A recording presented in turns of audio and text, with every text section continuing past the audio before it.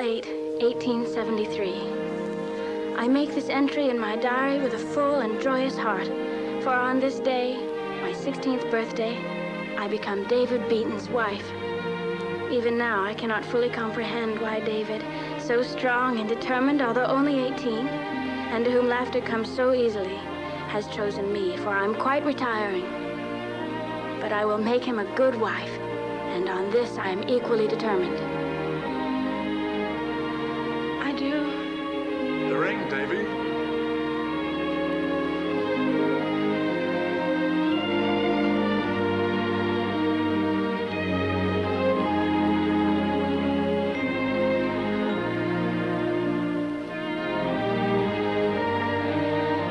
Reckon you're man and wife now.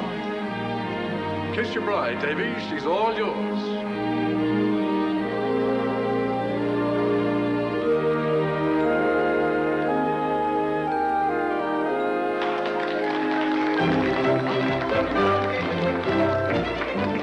The Bible must be signed.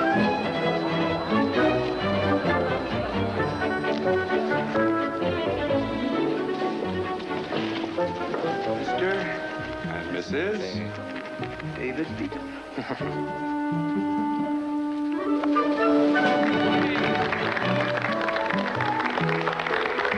Lovely Bible, Mrs. Beaton. Thank you for giving it to us. And for having the wedding in your home. It was our pleasure. Ordered that Bible all the way from Sioux City. Expect births will be entered by the score in due time. Now cut the wedding cake, David. Eliza, stop ordering me about. I'm a married man now and not your little brother anymore. Come on, Davy. It'll take two of us to cut the cake.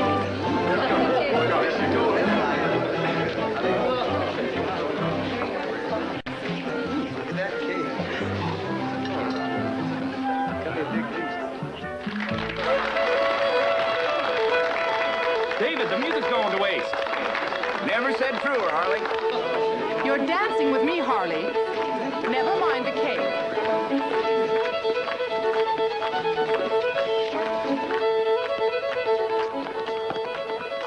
Well, wedding or no, stock's got to be seen to. Have yourself a bite to eat, Doc.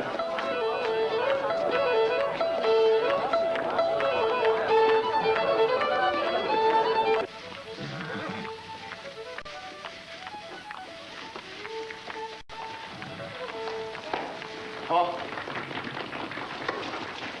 It's your wedding day. No need to see that it's yours, Davy. I just wanted to thank you for giving me my time. Though it's owing to you till I'm 21. Most paws hold their boys to that rule. Always tried to treat you right. Even though I seen you weren't leaving for the wild land. Oh, it won't be wild, Paul. Not with how the railroad's moving out. Town's bound to spring up all along the way. Be a long time before the Dakota Territory is a fit place to live. Even with the Indians being moved on reservations now. I don't see how I can pass up this chance. Not with the government offering 160 acres just for the filing fee. 320 for those willing to take a tree claim, too. But you'll have to stay on the land for 5 years before it's rightfully yours. 5 years can be a long time, Daly. I got a 3-year jump on that 5 thanks to you. I'll make out all right, Pa. I reckon you will. And since I don't think I should stand in your light, I won't. But you'd have it a lot easier staying here. You and Molly. We're not looking for easier, Molly and me. No, I guess not. You'll be watchful of Molly, Davy. Beatons have always been watchful of the women folk. I'll see to her, Pa. Well, I guess I better get back. Just wanted to say thanks for giving me my time. Davy.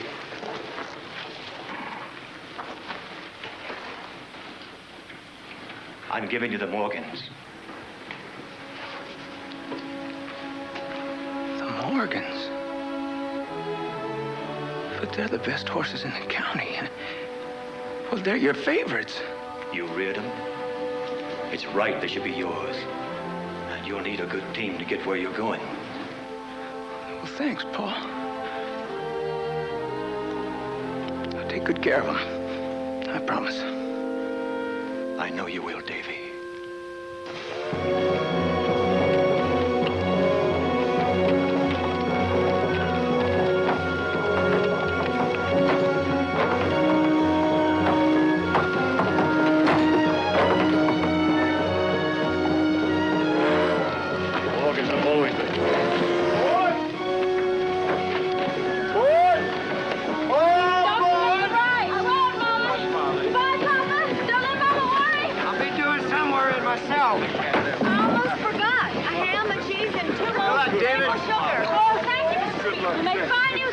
Don't forget I'll be going to Yankton soon to file my claim. I plan to visit it the summer after this, so look for me. Sure will. Both so young, heaven knows how you'll cope. We'll cope, Mama. Take care.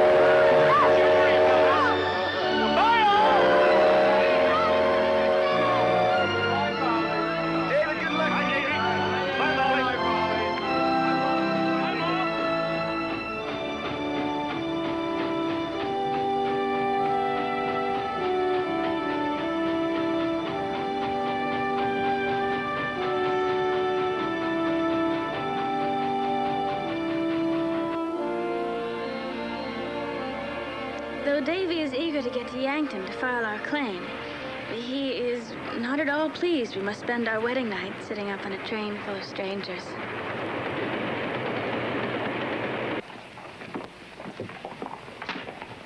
You telling me all the sections where the railroad's going's already took?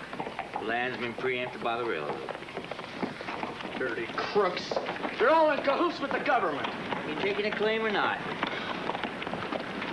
Yeah, I reckon so. Give me what's closest to where the train's going that ain't been taken by the crooks. All right. Fill out this form. Filing fee's $18. Pay $14 now, and the balance will be due when you prove up on the land in 5 years.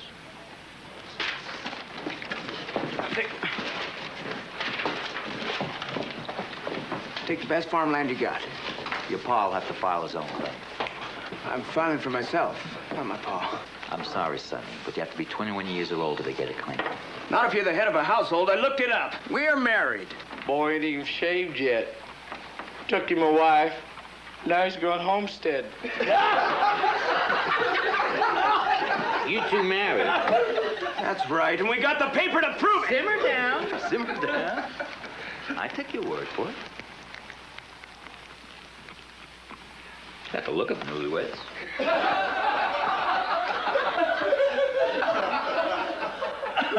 Well, the land west of the Missouri River is wild. All Sioux Indian territory, including the Black Hills. This land is uninhabitable. They call it the Badlands, and these other areas are Indian reservations. Otherwise, you have your pick. 80 acres if it's near the railroad, or 160 if it's not. How about there? About 6 inches up and to the right of where the railroad's marked to go. Yeah. That'll be quite a ways from where town will be. Suits me. I'm looking to farm, not socialize. How about water? Oh, plenty. I guarantee you'll hit water 10 or 15 feet down. How about a second quarter section?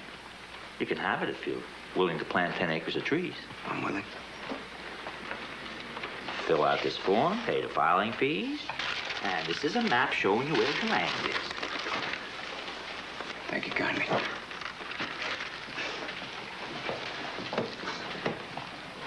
Takes a lot of gumption when you're as young as you are. Homesteading? No. Getting married.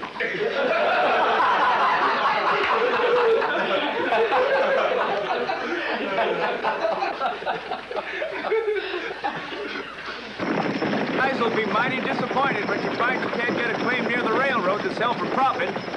She doesn't want to sell her claim for profit. Dr. Thorne is taking a claim for Harley, and Eliza wants to be near him. Davy, aren't you driving the bargains too hard? It's a week or two to our land. Mighty anxious to see what we've drawn. It's almost sundown.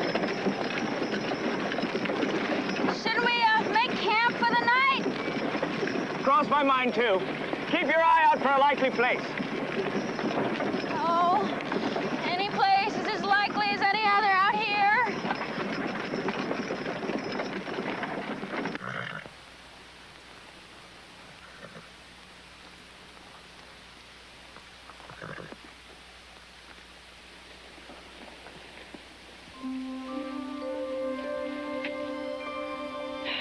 Have you ever seen such a big sky, Davy?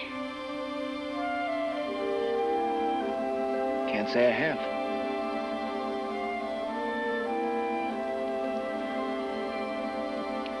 Guess we ought to turn in if we're to make an early start. I suppose so.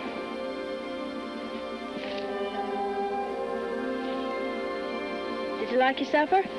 Oh, couldn't have been finer. Are the Morgans all right? Seem content. Sure was a fine supper. You already said that. I don't suppose we can go on talking about supper forever. I guess not. But still, it was a fine supper.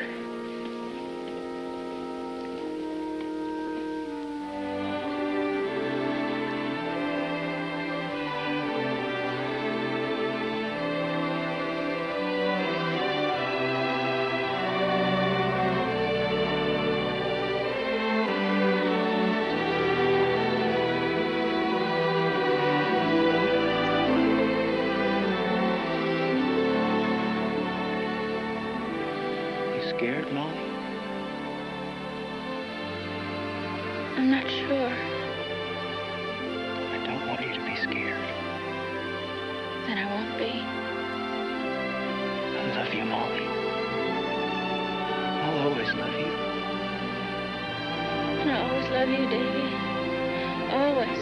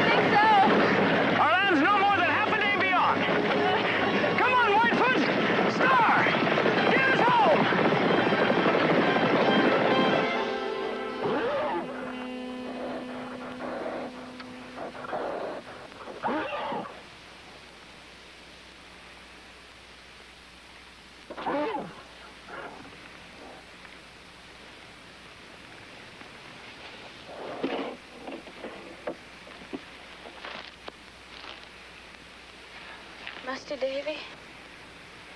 His leg is broken. I have to put him out of his misery. Walk out a ways, Molly.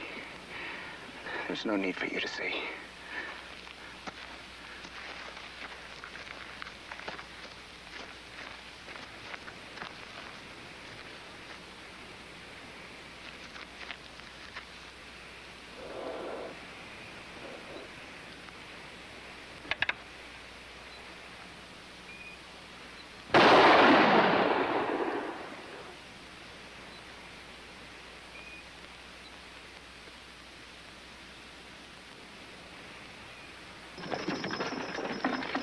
Go on grieving, Davy. I let my paw down. I told him I'd take care of the Morgans, and I didn't. I raised Whitefoot, Molly. I taught, fed, groomed him. Pa wouldn't have parted with him for anything. He tried to stop me from driving so hard. You've got every right to say I told you so.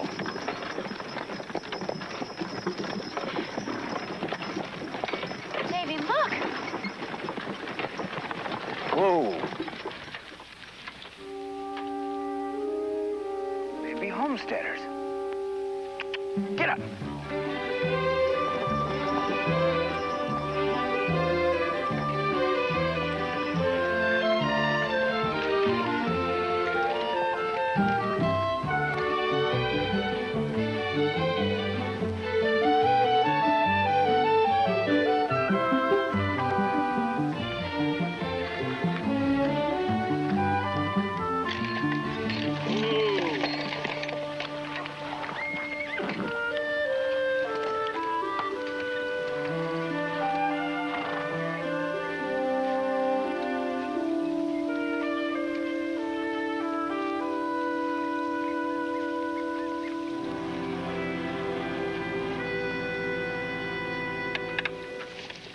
Howdy. Howdy. We're the Beatons. Nettie Peters. You folks homesteading? We're on our way to our claim. You folks about? Ma passed on last year. Pa's sick right now. I'm sorry. We'll make out. Fever and ague come on him sometime. This here's Charlie and Flora. They's my brother and sister. You folks homesteading too? Did and done with. Couldn't make a go of it. We're on our way to Yankton soon's Paul's fit. Pa figures get work there, the town being so lively. I hope everything goes well with you. More or less, I reckon. Howdy. You get back in bed, Pa. Now, I just wanted to say howdy to the folks. Mighty pleased to meet you, Mr. Peters. Maybe you better get back in bed like your girl says. Overheard you homesteading. That's right. As soon as I get the money, I'm gonna try it again. Well, the land's going like hotcakes, 50 to 70 miles ahead of the rails. If you folks don't get a claim this fall, you might not get one at all. Reckon we will or won't. Almost sundown. You folks are planning to call today. Please for your company. Please, join us. We're aiming to eat soon, and you're welcome to join. Only rabbit stew, but I'll make it tasty. We'll stay. Won't we, Davy? Suits me fine. Thank you. We'll share your stew, only if you share our cheese and maple sugar. We brought them from home. Fine. It'll be a treat for the young ones. You get back to bed, Pa. You feel fit later, you can visit with the young fella, whilst I do the same with the lady. Not lady. Molly. Plain name is Nettie. I like plain names. Reckon it depends on who's wearing them.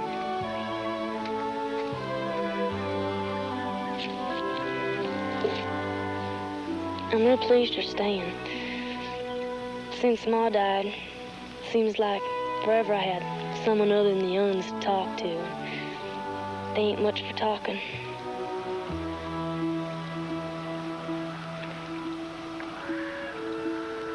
It's a pity you had to give up your claim.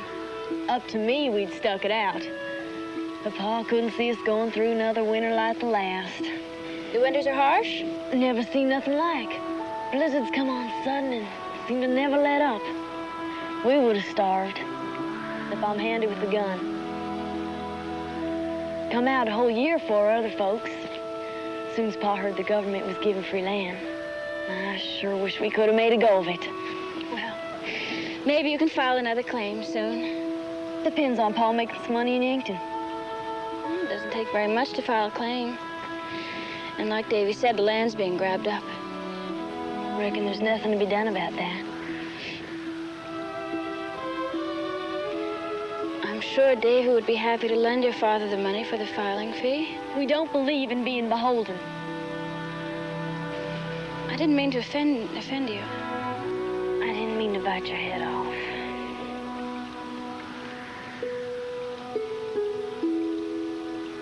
You're hardly older than me. How's it being married?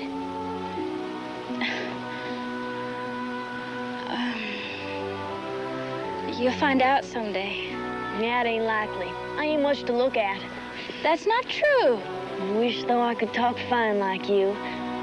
Never had no real school, and I don't know much except how to make do. I'll never be a lady like you. I think you're a lady. No, I'm just Nettie Peters, and I ain't likely to be much more. All right. We'll be on our way, Molly. I can't wait to see our land. Mr. Peters, I hope things work out for you. Well, can't get much worse. Might get better. Nettie, thanks for your hospitality. It was a real treat meeting you. A treat for me, too. I never had a real friend close to my own age. Oh, well, you have one now. Let's go, Molly. Pa makes out in Yankton. You'll be seeing us one day. Counting on it. You know where our land lies. You come on our way. Look us up.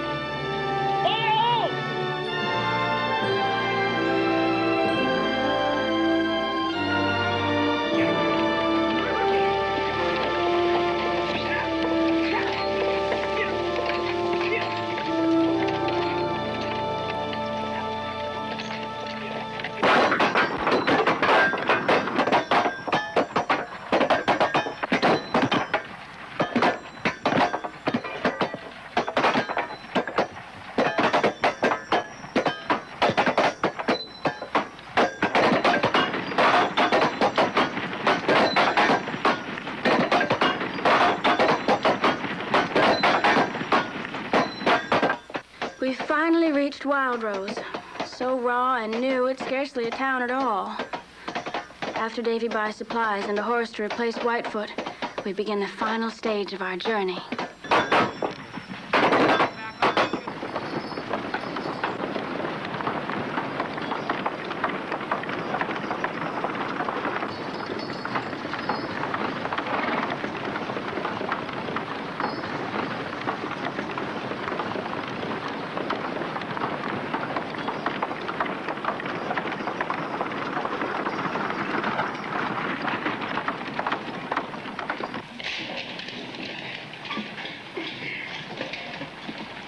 Here's the damages.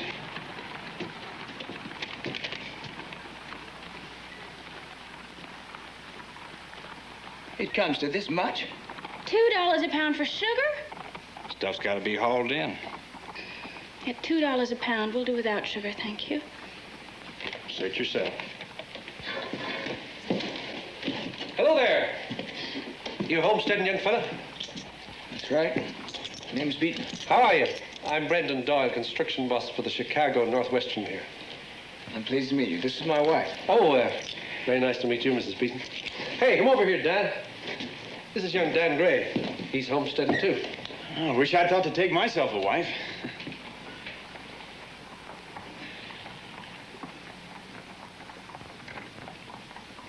Gets mighty lonely out on the prairie. Where's your claim? North and east of here, about a half day's ride. That is, if my broke-down horse don't stop to take a nap. Then we're neighbors, more or less. Well, that's a stroke of luck.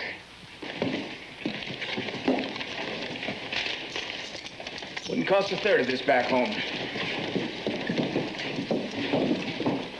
You ain't back home, sonny. Hey, listen, you two young fellas. Now, anytime you need to make some cash money, I'll be glad to give you a job hauling on the railroads. We always need hands. Just might take you up on that. Yeah, you know, you might need some railroad ties for your house. I can always let you have them cheap. Thanks. Might take you up on that, too. Righto. Bye-bye. Hope we'll be seeing you. You bet.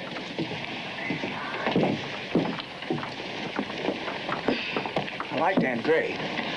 Doyle seems to be a good sort. And I wouldn't give 2 bits for that Loftus that waited on us. Imagine, $2 a pound for sugar. It's a company store. Loftus runs it for the railroad. Railroad's trying to squeeze every cent they can out of folks. $1.25 for each window, 54 cents for every 18 feet of lumber, 50 cents for 1 latch and set of hinges, 19 cents for 3 pounds of nails. And what with getting soaked, $45 for this mare. Money's going faster than I expected. Get up now. There's no cause to worry, though. You heard Doyle say he'd take me on hauling supplies if I needed to make some cash. But, Davy, you have to build our house and the barn and dig the well and break land. Oh, I can do that in no time. I can't plant till next spring, so once we're set up, I just might do some hauling.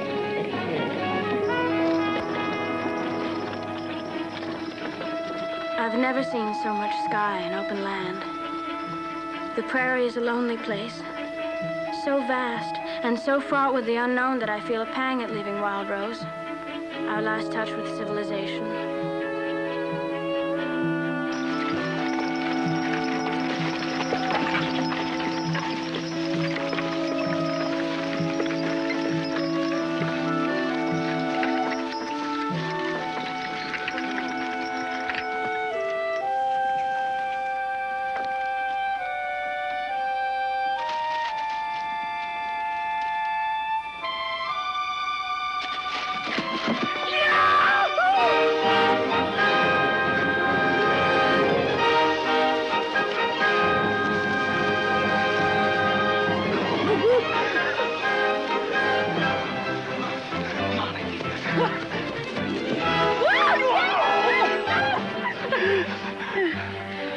prime land, Molly.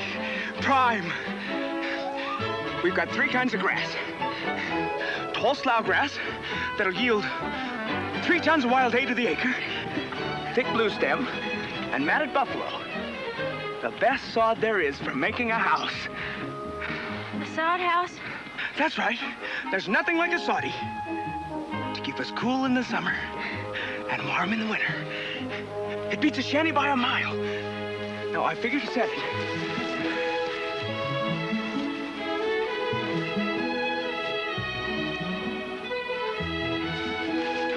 Over there. Seems as likely a place as any other.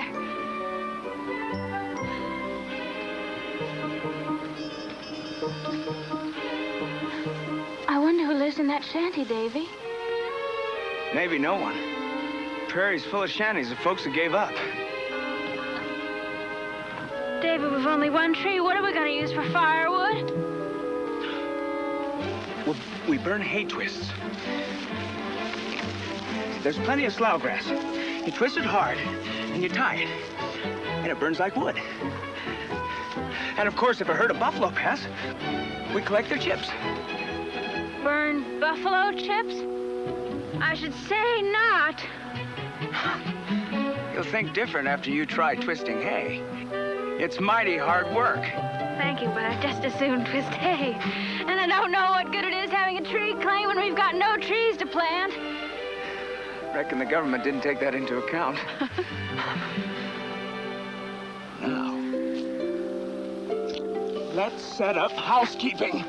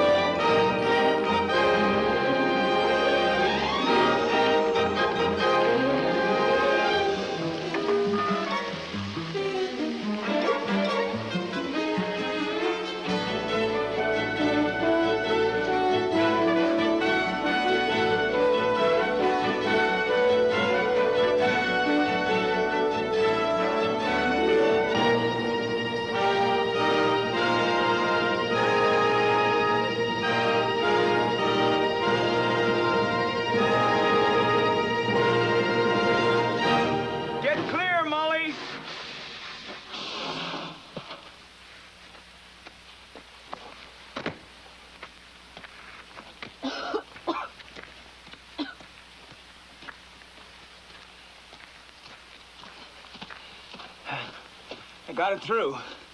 You'll be able to cook inside now. I'll get the tub and clean out the dirt. You rest a while now. You've been at it since sunup.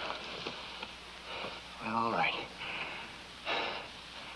It'll do. I'm glad it's done. You've been looking peaked lately. It'll be easier for you now. I've got something to tell you. I think you better sit down first. Something wrong? Oh, I call it very right. We're going to have a baby. A baby? Yes. By my count, it should be January. We're to have a baby. baby! We're gonna have a baby! We're gonna have a baby! Oh, baby! Oh, baby! Oh, I shouldn't have done that. Now, you're to rest from now on. No more lifting and carrying. Nonsense, I feel fine.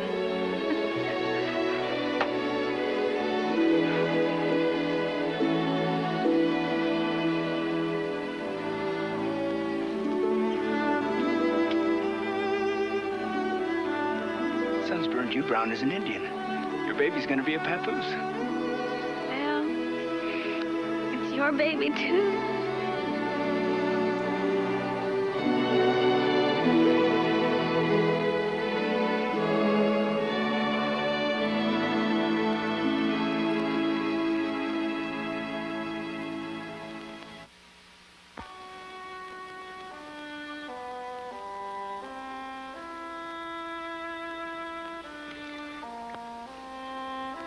September 1. The saplings around our cottonwood tree have survived the terrible heat of the summer. And if they live through the winter, I shall plant them elsewhere. It would be a fine thing to have trees to shade the house. Davy has finished breaking land, and since there's no more to be done until spring, he and Dan Gray have gone to Wild Rose to see Mr. Doyle about work hauling for the railroad. September 3. The weather has turned. I recall what Nettie Peters said, how winter comes on suddenly in the Dakota Territory. Back home, it's Indian summer. But here, there's already the smell of snow in the air. Molly?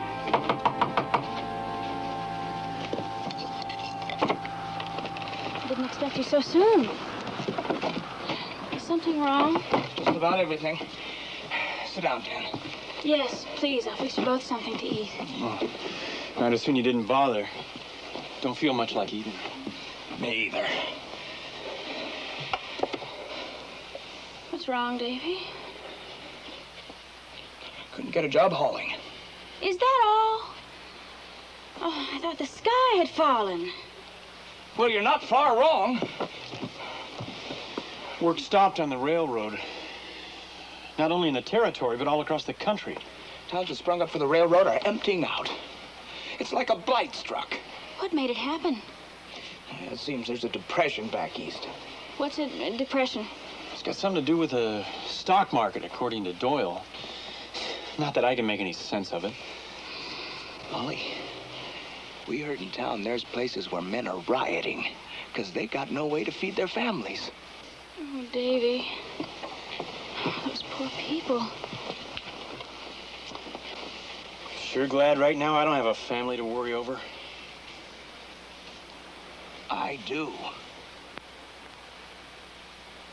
I didn't mean to sound unfeeling, Dave. I know that. We'll be all right, Davy. We've staples enough if we use them sparingly. You can hunt. I found a whole patch of sheep sorrel the other day, and I pickled it. You're going home to your folks. What? I told Mrs. Doyle about the baby, and she says you need women folk around when your time comes. So you're going home to your folks until after the baby's born. No. I won't leave you, Davy. No use arguing, Molly. My mind's set. I have money for your fare. I found these waiting for me at the post office. One from Eliza and one from Dr. Thorne. They both took claims not too far out of town, just as close as they could get to where the railroad was supposed to go. Now, Dr. Thorne left $40 to put a shanty up on Harley's claim, just like I said he would. Now, I figure with you safe with your folks, I can go back and forth and work on the shanties. In springtime, you'll come back here, you and the baby. I won't go. Yes, you will. Now, I'm not about to take a chance of something happening to you. The Beatons say after their women folk. I'll leave you two to work this out. I'd just as soon you stayed, Dan. Maybe you can talk some sense into Molly. No, not me. I just as soon tangle with a bobcat.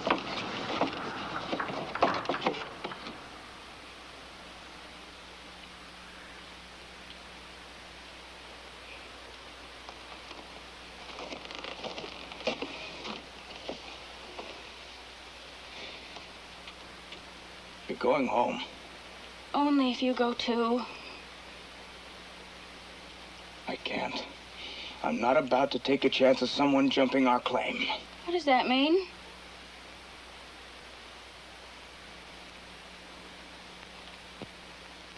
I guess you might as well know. I heard in town, a man was killed last week. Killed?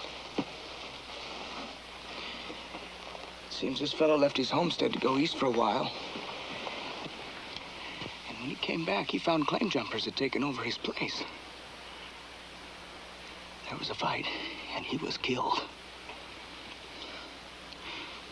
No law yet in the territory. So now you see why I got to stay here, Molly. Yes. I can see that. All right, then. We'll get you back tomorrow. I didn't say that I'd go. Only that you had to stay.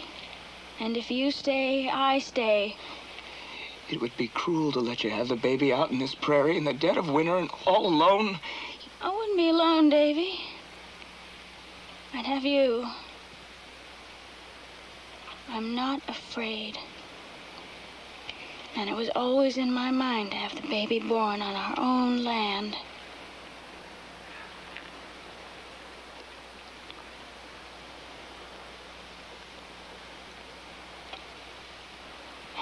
You're a rare one, Molly.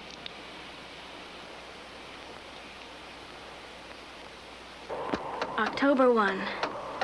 David has finished Eliza's shanty and will soon finish Harley's. He leaves before daylight and comes home long after dark, tired to the bone, but content, as I am. I made a little shirt for the baby and embroidered it with feather stitching. Don't know why I got the fool idea to show you Eliza and Harley's shanties. I wanted to see them, and the weather was fine when we set out. Sure changed in a hurry. Looks like snow. Get up, Gray. Come on, Star. Come on. Come on, you two, pull. Yeah. Get up. Come on now, Gray. Come on, Gray. Come on, Star. Pull, get up. Get up, boys. Come on now. Come on, Gray, get up. Get up, Gray. Come on, Gray, pull. Atta girl, Star. There's a shanty somewhere nearby. We'll take shelter there. Get up. Come on, Gray. Come on.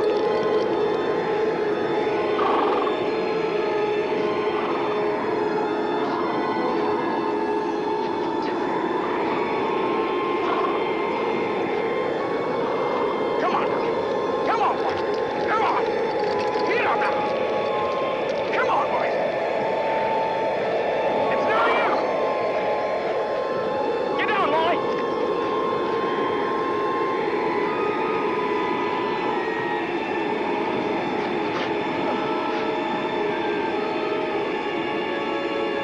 Now hold on a minute. I'm gonna put you under the wagon and then try to find the shanty. You'll get lost! No.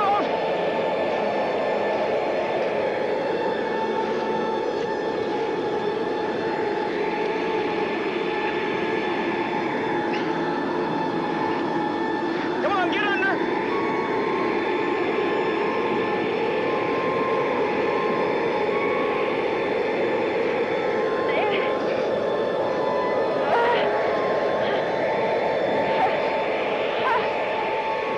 Be careful!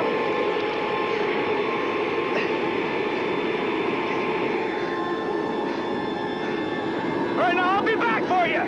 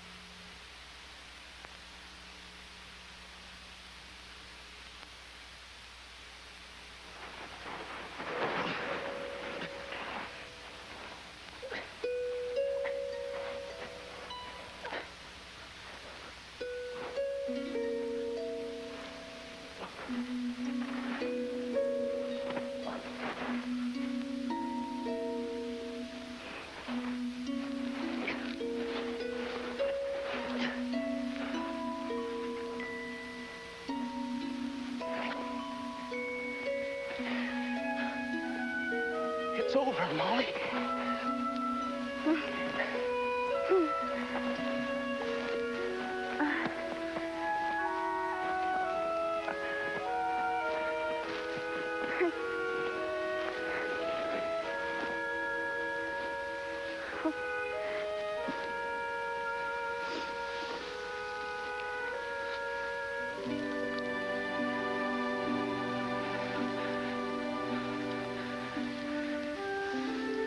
Oh, Davy.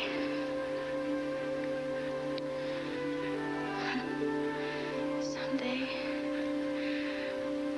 I'll tell our child how you made a nest for him, even before he came into the world. And you kept him safe and snug through a terrible blizzard.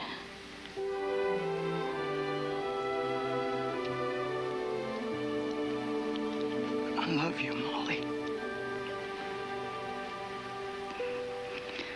We love each other, Davy. And isn't that a fine thing?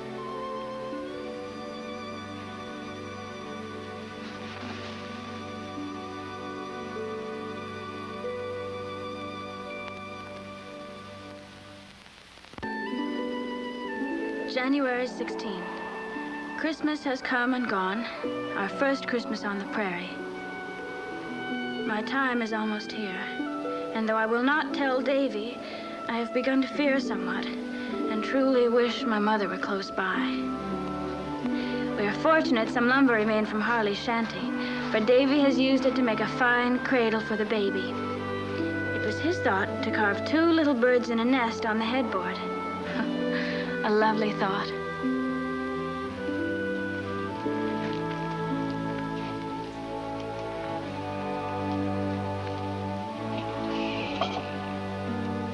Stop looking so solemn, Davy. Having a baby's a natural thing.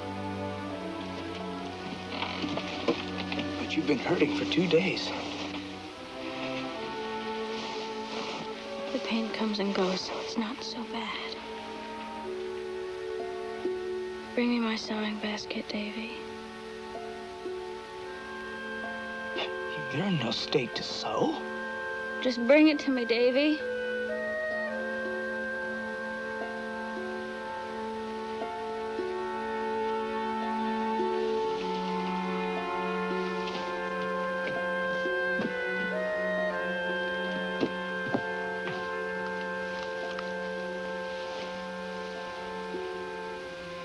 Is the water in the tub warm yet? Bring in some more hay twists.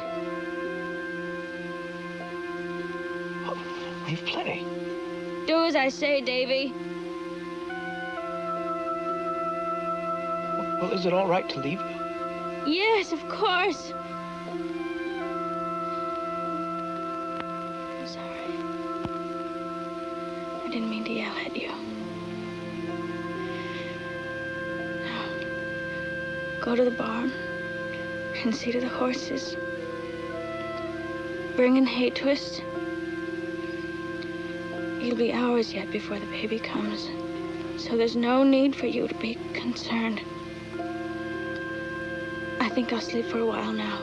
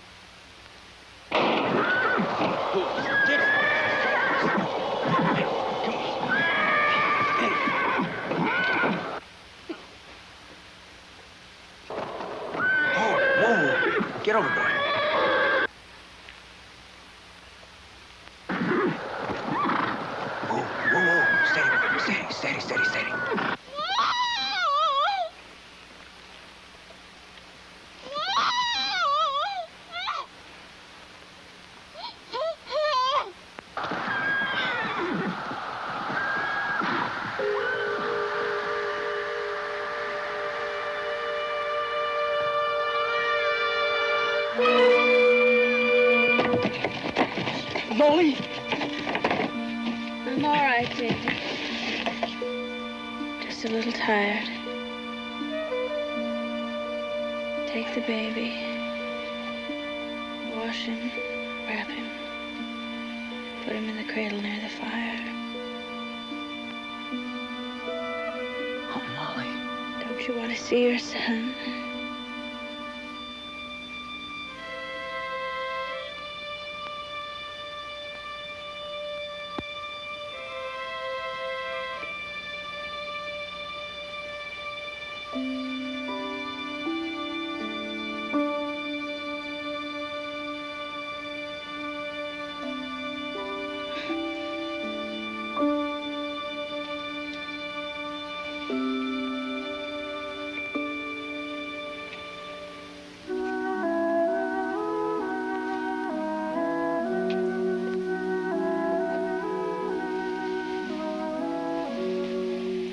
Doing, Davy? You had a good long sleep this time. I know. This is what I wrote in the Bible. Born to David and Molly Beaton, January 18, 1874. A son. You have to enter his name, too. I've been thinking on names. What do you choose? David, of course. I guess he wouldn't mind being called Little Davy. How is he? He's been fidgeting again. I guess he's hungry. Bring him to me, then.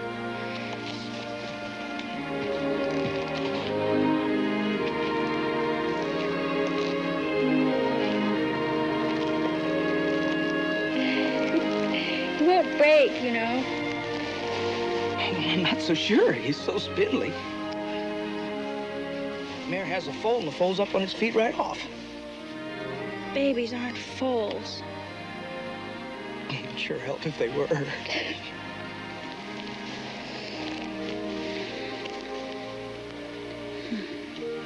The world's a fine place, little Davy.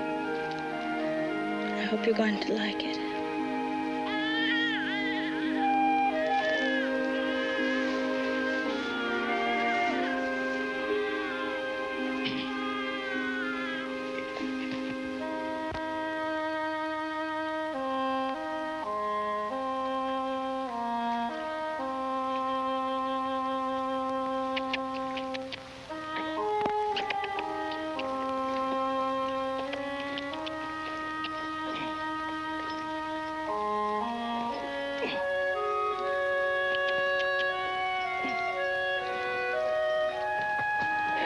Whoa.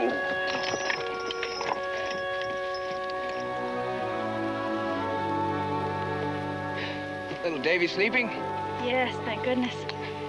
I'll be going to town tomorrow for the seed. Mostly wheat, some corn. Write down what you want. I already have. And don't forget to pick out potatoes with eyes in them so I can plant them. Oh, never heard one in such a hurry for his dinner.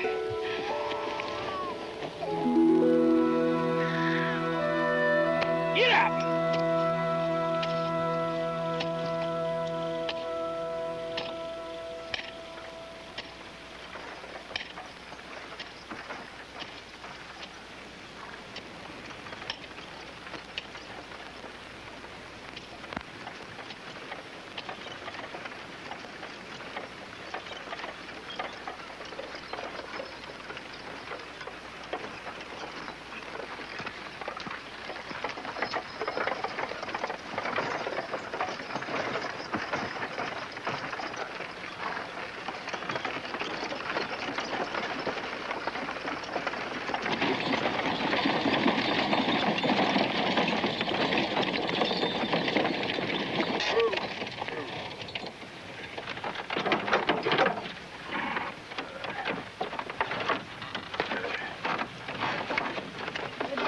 Good day.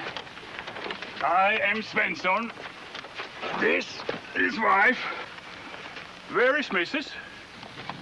I'm Mrs. Beaton.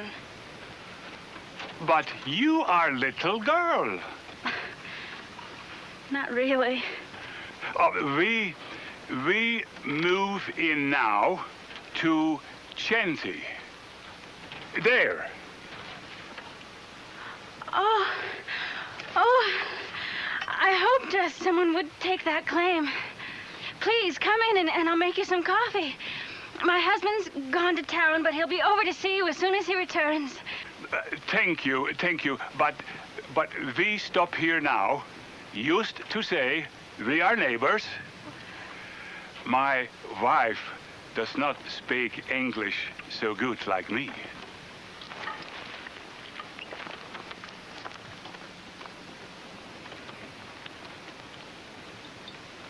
With us have been no children ever. Wife is lonesome. I'm sorry.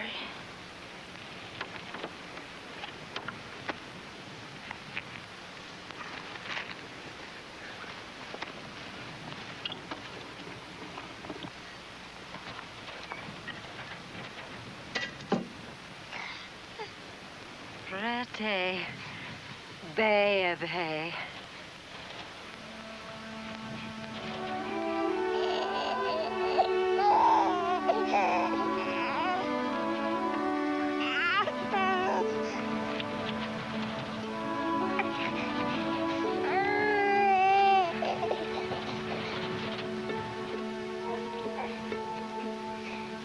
They're lovely people, Davy. Of course, they're quite old. Mrs. Spencer must be at least 35, and Mr. Spencer, 40. But it's so good having neighbors. Sure is. Make it easier when I have to leave you, knowing there's folks close by. It's like having Mama and Papa near. Guess you miss your folks more than you said, huh? The letters help. Mama made no mention of Eliza coming out this summer, so I guess that means Harley's off somewhere again. Still got it in your mind, Eliza set her cap for Harley. I know it. A woman knows such things.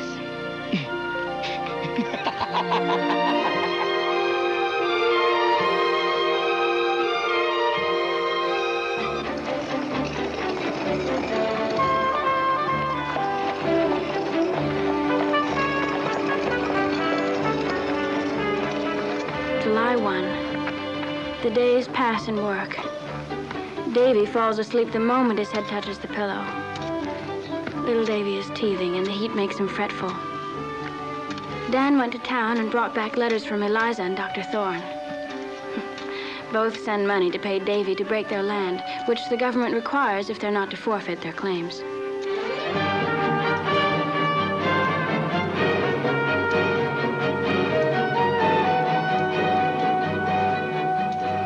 Don't know how long it'll take to do both jobs. Might take 2 weeks for the going and coming. So don't get worried. I won't. And I've Mrs. Benson to visit, so I won't be lonely.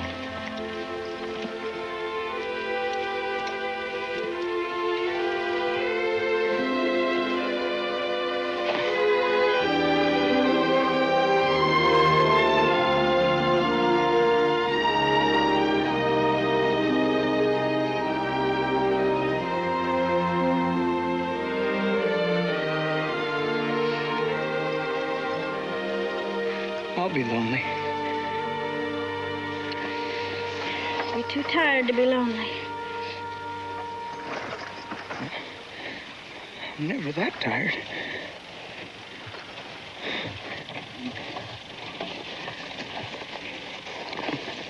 Don't forget to water the saplings. And don't let little Davy bully you. I'll be firm with him. Get up!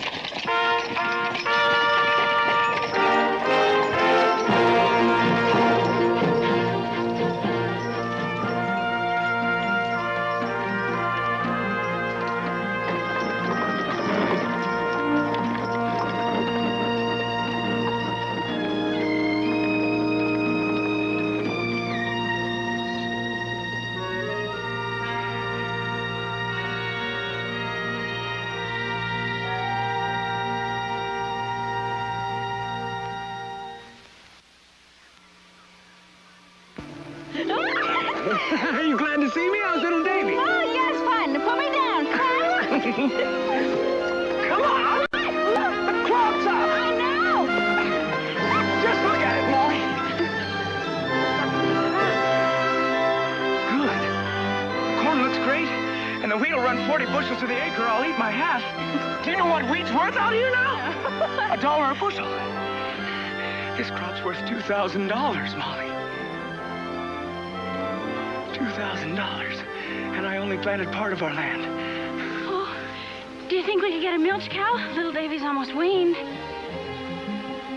We'll get a herd of cows. And we'll fence our land. And I'll buy you a silk dress. And I'll keep my eye out for another Morgan. And I'll buy you a buggy to go with them. Wouldn't it be better not to plan until you've sold our crop? I don't have to. That wheat is money in the bank. I can get all the credit on it I want. We're rich, Molly. We're rich. Rich, rich, rich.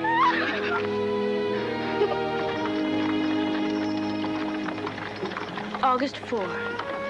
Davy went to Wild Rose. I would rather he waited to buy things other than necessities until the crop is in. But I am more cautious by nature. The soap refuses to harden because there's no wood ash. Or perhaps it's also the heat, for it's unrelenting. Little Davy is covered with a rash, although I bathe him 3 and 4 times a day. She's a beautiful cow, Davy. Had my mind set on getting you a milch cow. She must have been costly. It didn't come cheap. Cook stove either. Cook stove's made of real cast iron. Oh, it's a fine stove. And I'm glad you got the cow. You spend so much money, Davy. I got it all on credit. I told you I'd have no trouble getting credit on a crop like ours. You know what else I got? Beefsteak, sugar, raisins, and this for little Davy. Oh. I just don't like our being in debt, Davy. Oh, we're good for the money, and I got you a present, too. Now, I told you there's no need for you to go and get presents for me. And I told you that I have a need to give them, so... Go ahead and open it.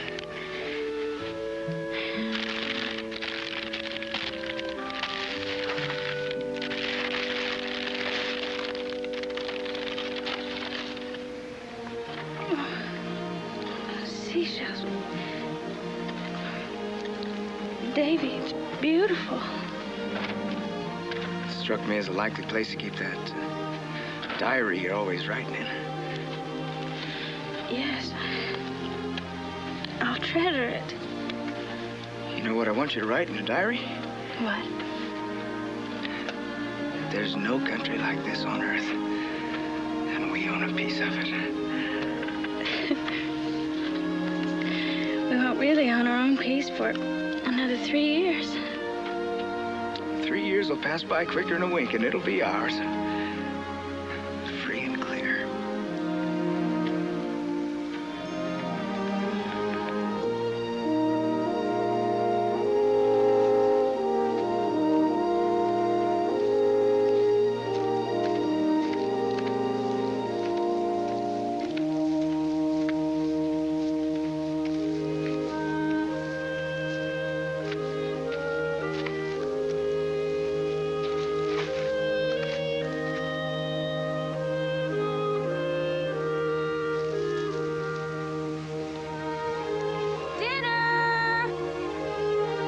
Coming!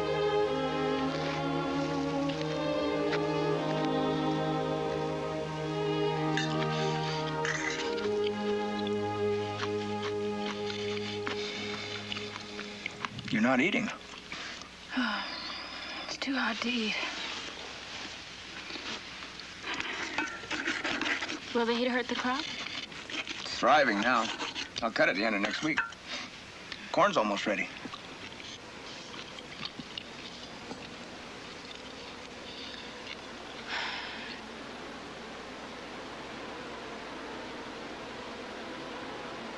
Sounds like a storm's coming up. Not a storm. Something.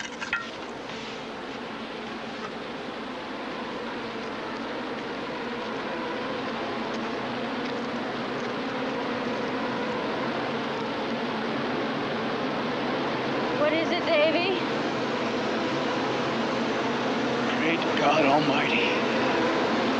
Grasshoppers.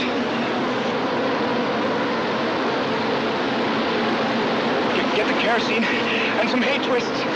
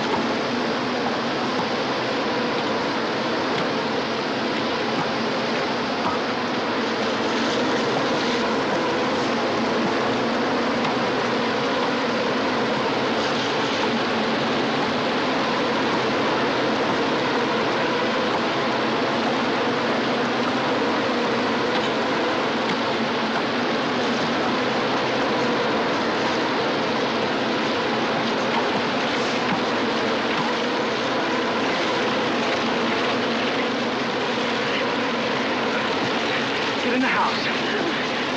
I said, get in the house.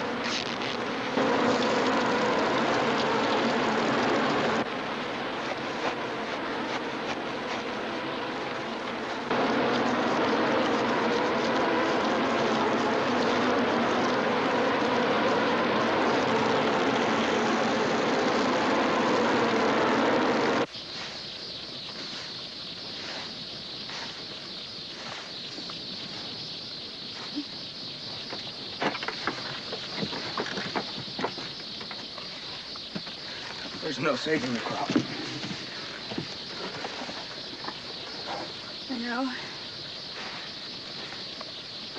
I fixed some vinegar and water for you to drink.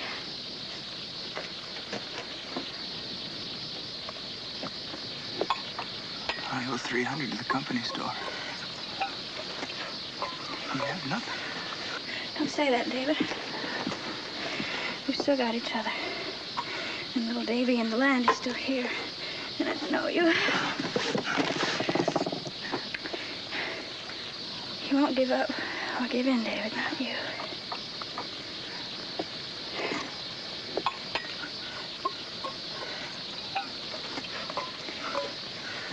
I guess I won't at that. Drink it. It'll make you feel better.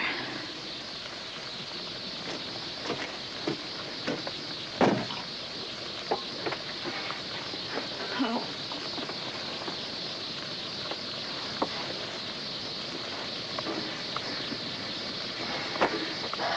Wouldn't you think they could eat more quietly?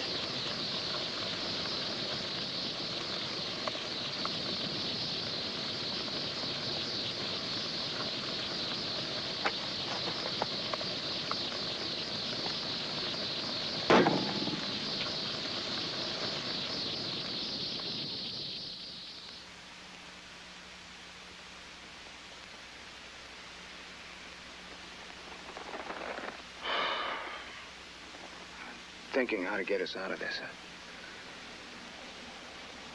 I should be able to get some kind of job in town. Until we get squared away. That's a fine idea.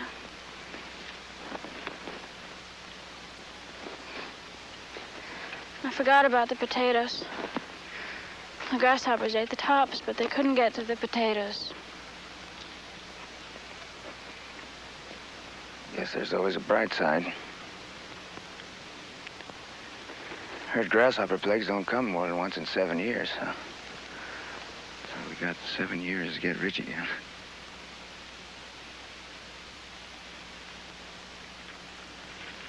I'll head for town tomorrow. If I get a job, I'll stick with it and send you word. Fine. But if I don't hear, I won't worry. I'll know you're working.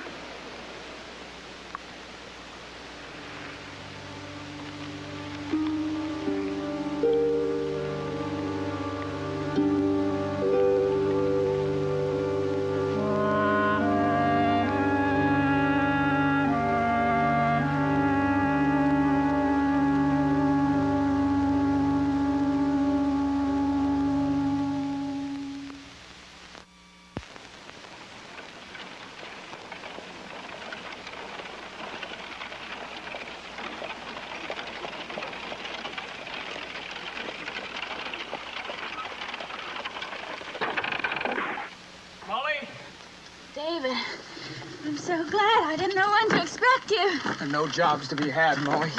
Seems everyone went into town looking for work as soon as they saw what they'd planted was gone. The whole territory's in the same fix. Sit down, David. I'll fix something for you to eat. No, I don't feel much like eating. Now sit with me, Molly.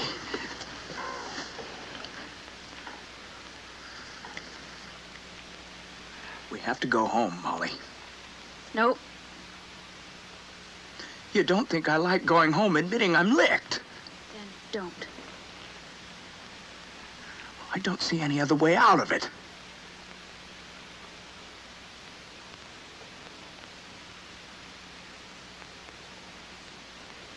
Except maybe one.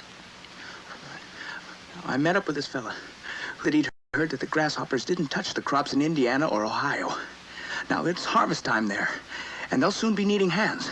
Now, I can go there, but you've got to go home to your folks with little Davy. You go where there's work. But I'm staying here so no one takes our land. I can't leave you and little Davy alone here for so long. It wouldn't be for all that long, David. Only through the harvest. And I've the Svensons nearby, and Dan.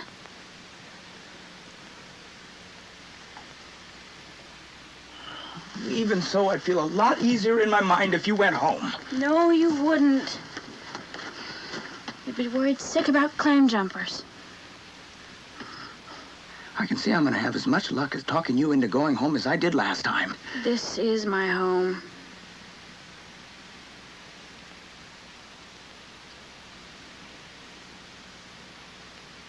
All right. Now I have to to take back the stove and the cow. Loftus would just claim them for the dead. Then take them back. Mostly sorry about the cow. Real sorry, Molly. We'll get another one. Well, I'd feel a lot better if you'd carry on about it.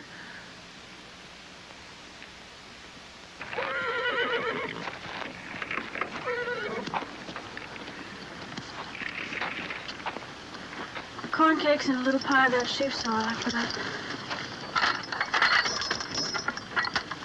It isn't much. It'll do. I didn't make a bad deal with the company store, did I? Should have enough flour and salt, molasses, kerosene to hold you till I get back. Still wish Loftus hadn't attached our horses. It's the best thing that could have happened now. What with the price of feed? He'll be glad to get him off his hands when I get back.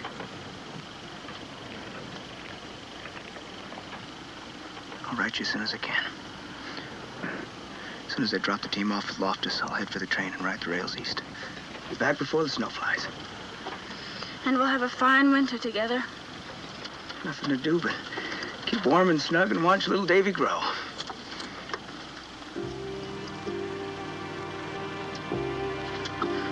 Molly. The sooner you go, the sooner you'll be back.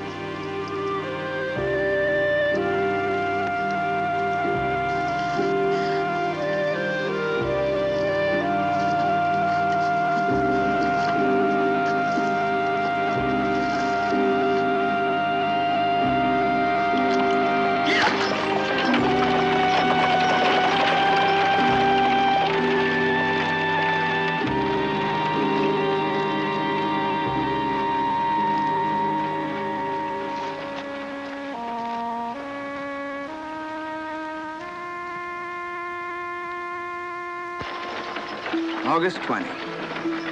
Dear wife, Molly, I take my pen in hand to let you know that I am well and hope you are the same. I have a job in the Rosslyn Feed and Grain Mill, 30 a month and found. And Mr. Rosslyn treats me fine. He's all wool and a yard wide. I've been away only 3 weeks, but it seems more like 3 months. I've missed you so much. I'll be home in October, seeing the milling will go on past harvest, so you look for me then. Kisses for you and little Davy.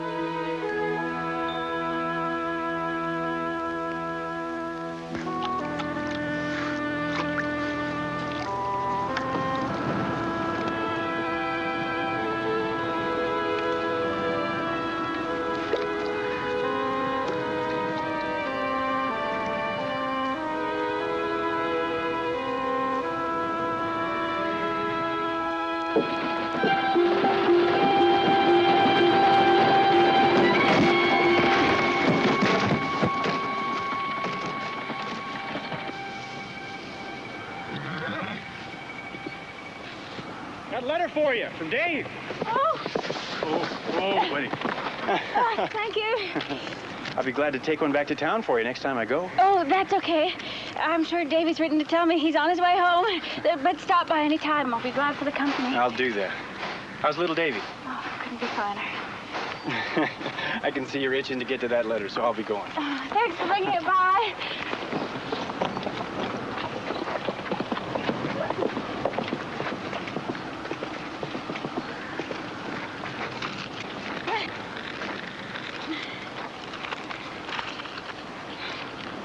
Dear wife, Molly, I don't want you to worry, but I've met with an accident and my leg is broke. The doc says I'm mending fast and will not be lame. Since I don't know for sure how soon I can travel and winter is coming on, I want you and little Davy to stay with the Svensons. You are not to worry about claim jumpers, since you and little Davy are what's most important to me. I know you're stubborn, but you must do like I say for little Davy's sake as much as for your own. So as soon as you get the house closed up proper, you go to the Svensons. They're fine folks and will take you in when they know what has happened to me. They will help you move your things, and I know Dan Gray will look out for you, too. I'm sending $20 so the Svensons won't be out of pocket for feeding you and little Davy. Ross Lynn's the squarest man I ever met. He's not charging me for board or the doc's bills, and he's paying me besides to work on figures. I'll come home as soon as I can. And I will never leave you again as long as I live.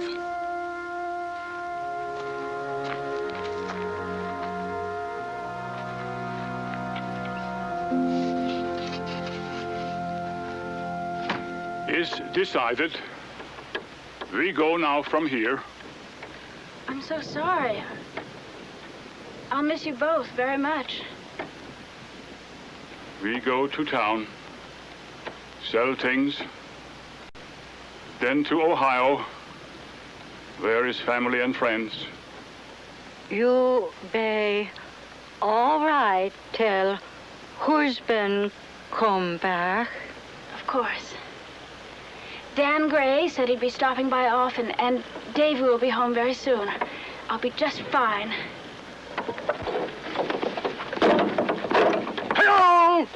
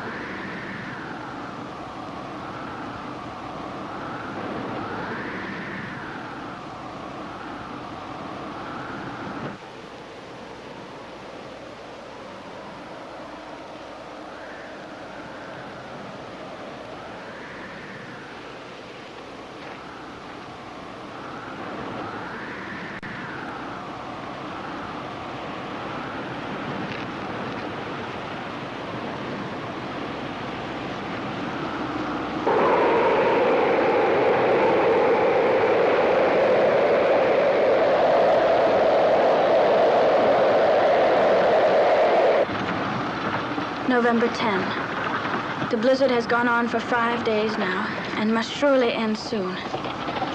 Little Davy has kindly agreed to take gruel, for my milk has dried up.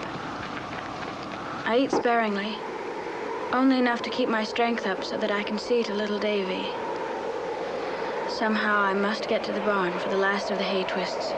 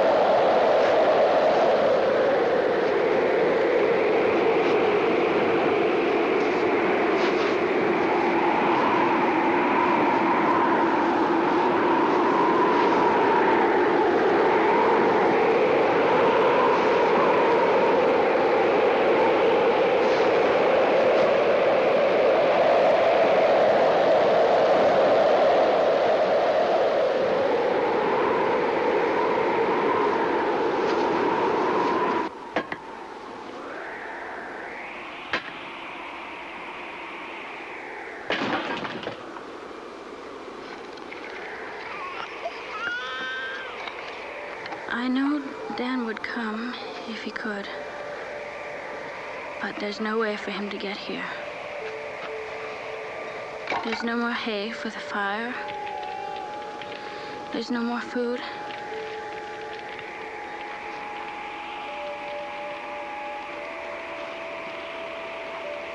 The storm still rages. I have lost track of time. I'm strangely lightheaded. I don't recall when I have ever felt so tired.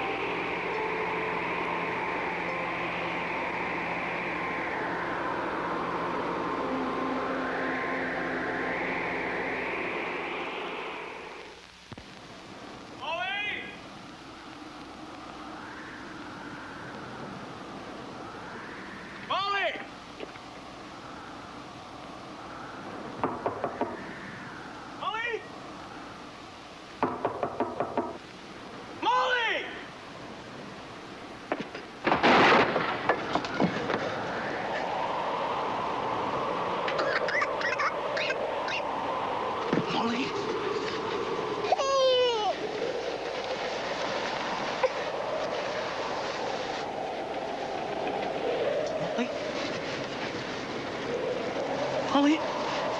Molly? Oh, God. Oh, God.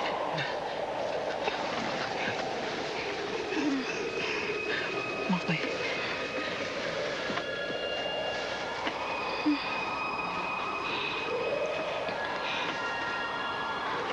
It's all right, baby.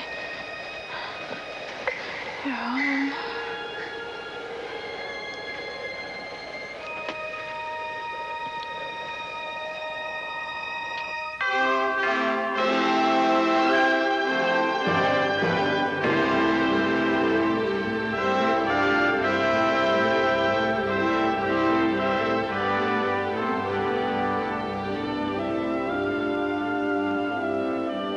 April 5. It's strange, but it's only through the entries in my diary that I'm able to recall the terrible winter.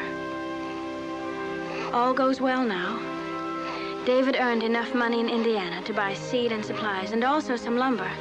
And he's made a fine and larger cradle for little Davy.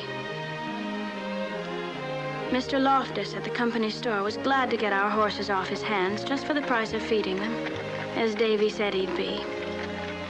This morning, little Davy called Davy Papa, and I've never seen a man so beside himself with delight.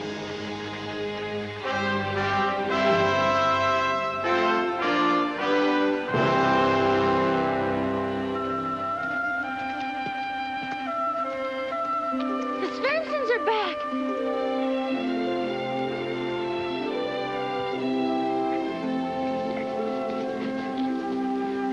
Mr. Svensson? Mrs. Svensson?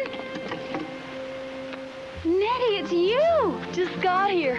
Knew you was our neighbors because Pa asked before we took the claim. Just coming over. Mighty glad to see you folks.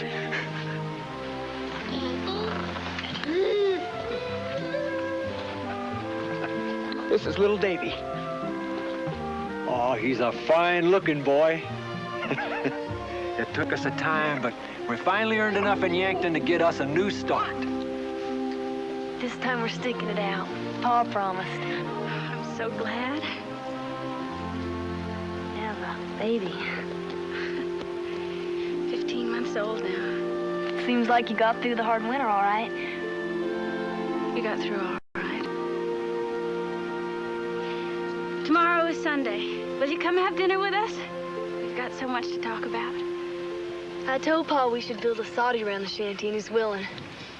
Well, now that our crop is in, I'm sure Davy will be happy to help build your soddy. What with work starting on the railroad again, seems to me the territory should be booming soon. Before we left Yankton, folks were getting outfitted to head for the Black Hills. Seems gold's been discovered there. Well, there's gold here, too. But it's in wheat. Someday there'll be wheat as far as the eye can see. This is where we're staying. Oh, it's Dan Gray. He's homesteading about 6 miles or so beyond the sloughs. We're fine friends.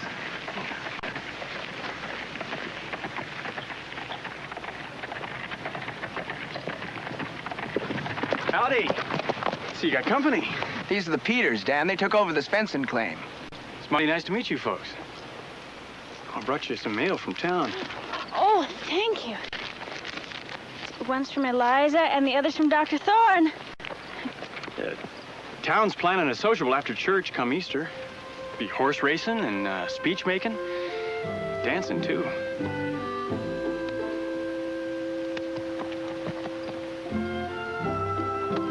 Well, it's about time the town started acting like a town instead of a mistake. We'll be there, Dan. And so will the Peters? Oh, I reckon. A little fun couldn't hurt. Well, you folks will be wanting to read your mail, so we'll be saying our goodbyes. Bye. Thanks for coming. Bye-bye.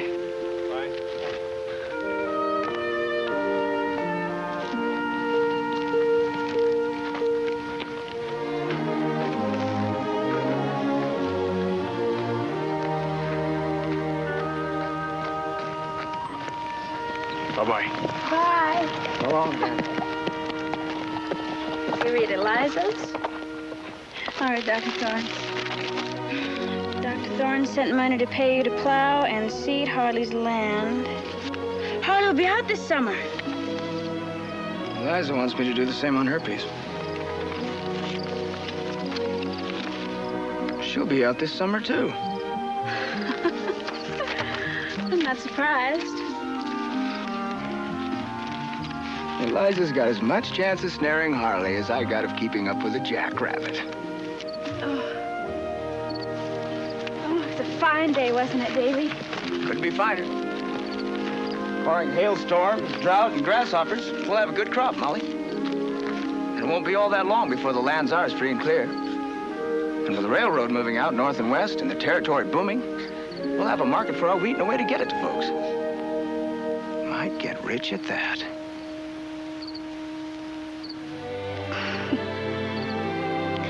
But we're rich now, Davy.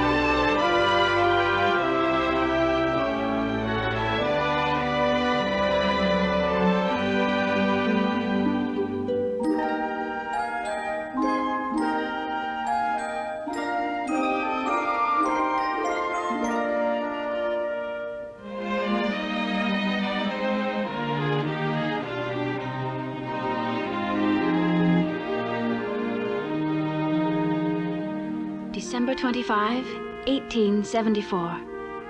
I mark this Christmas in my diary as one I shall always cherish, for we have shared it with good neighbors and dear friends.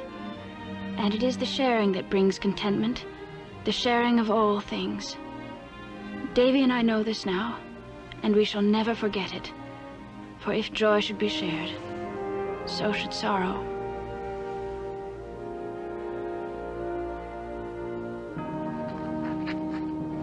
And what greater sorrow can there be than the death of a baby?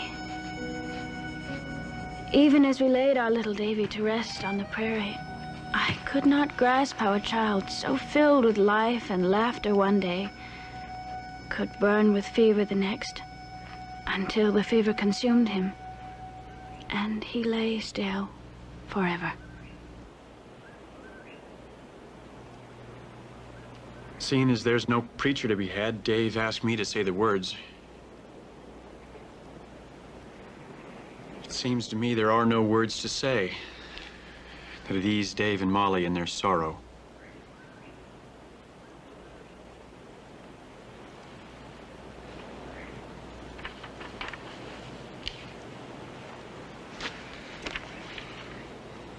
All flesh is as grass, and all the glory of man is the flower of grass.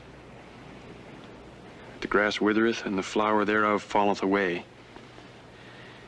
But the word of the Lord endureth forever. In the midst of life, we are in death.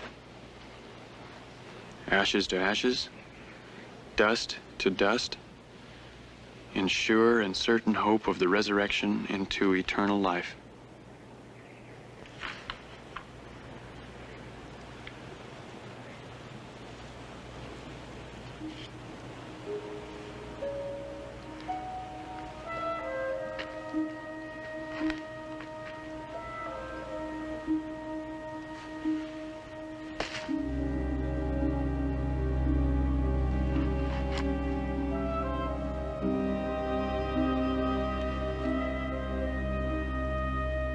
It seems to me now that even as we stood at the graveside, Davy and I resolved that to spare each other we would not speak of little Davy.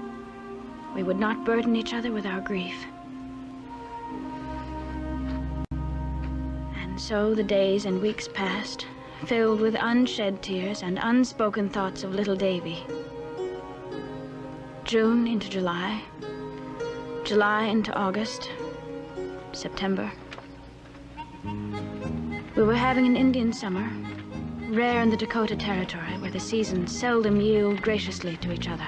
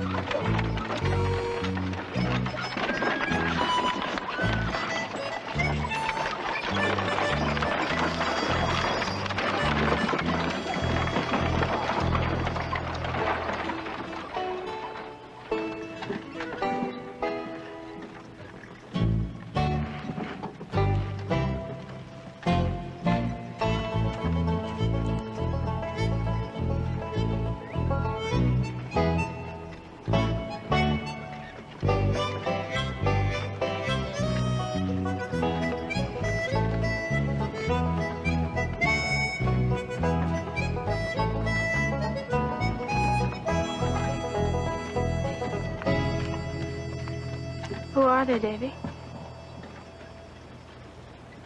Railroad supply wagons. I wonder where they're going. Beats me. Why do you suppose the railroad's hauling supplies that way, Davy? I could be setting up a storage depot someplace. I guess I can find out when I go into Wild Rose to pick up the saplings Pa sent me from home. Why don't you drive in with me tomorrow? It's been a long time since you went to town. I'd as soon not go. I have things to see to here.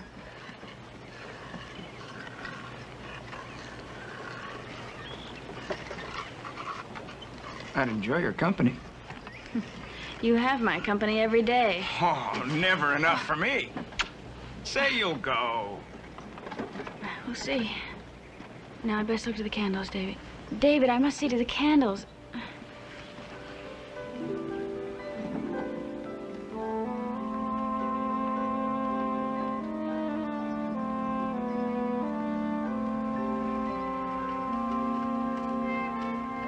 Peters are coming. Whole kit and caboodle. Keep them company. I'll put on some coffee. Sure will. Pa, money's allowing. Can we get us a slate? Molly said she'd learn me and the young'uns how to write. Not me. What, you said I'm growing up ignorant? Okay, Charlie, that's no way to talk. I'll put a mind to it. Morning. Morning, Dave. Looks like summer's hanging on. Yeah, hope so. Picking up my saplings from Wild Rose tomorrow. I've got to get them planted before we have our first freeze. You can't wait to set out trees. Molly in the house? Went to put on the coffee as soon as she spied you coming. The young'uns was a badgering to come. Well, and Pa was wondering about them wagons we seen. Yippee! Molly got something good. Watch your manners. Now, you're gonna choke, you don't swallow that. Now, you two get out from underfoot and stay out of trouble.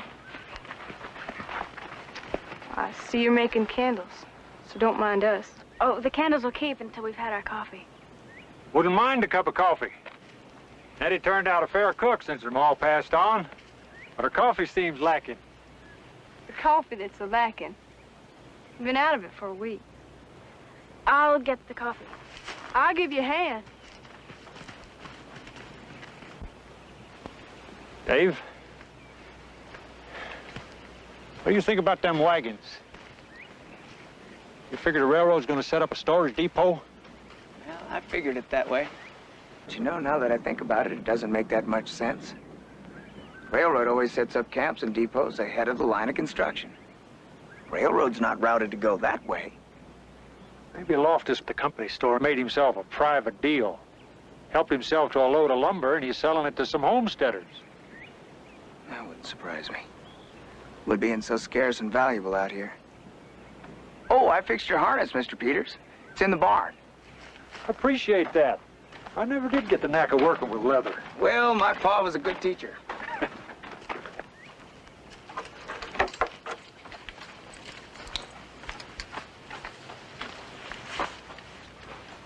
Looks good as new. Thanks, Dave.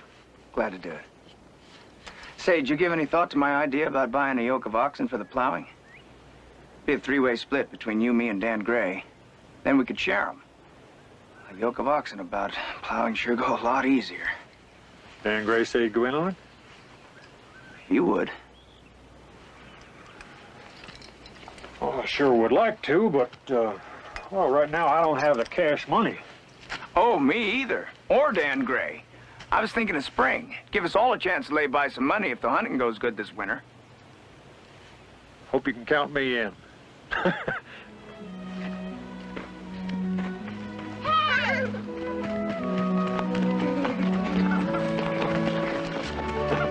That Charlie shows signs of being taller than me someday.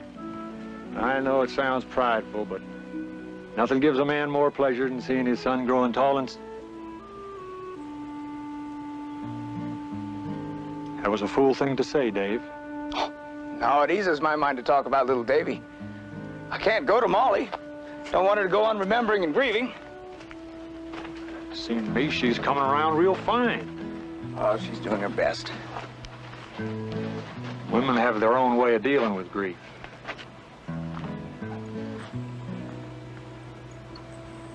Seems to me you lost a bit of weight. How are you doing? Well, I lost my firstborn. I lost my son. You and Molly have years ahead to have more young'uns. I reckon so. I don't see how anybody can take little Davy's place. I'm sorry there isn't any sugar. I used the last of it for my baking. That don't matter. Pa likes it black and powerful. Dan Gray been about lately? Well, he stopped by last week, but I haven't seen him since. It's a long ride over. Well, I'm only asking because he promised to take Charlie and Flora on an outing to Turtle Creek. That's the only reason I ask. Oh, of course. Will you go along, too? I might. That is, if I ain't too busy with my chores.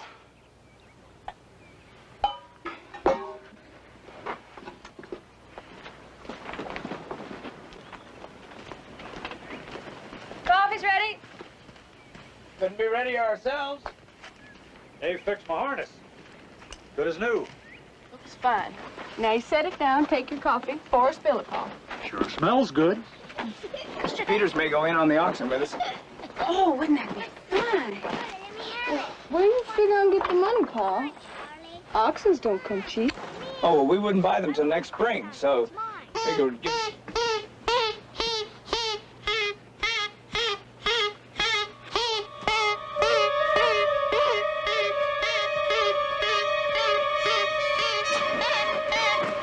Molly! Molly!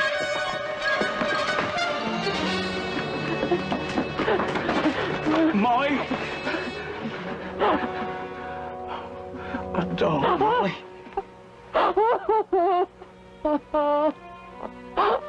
You know Molly wasn't looking to be mean. It was little Davy's play toy you found. And Molly's still hurting because little Davy passed on.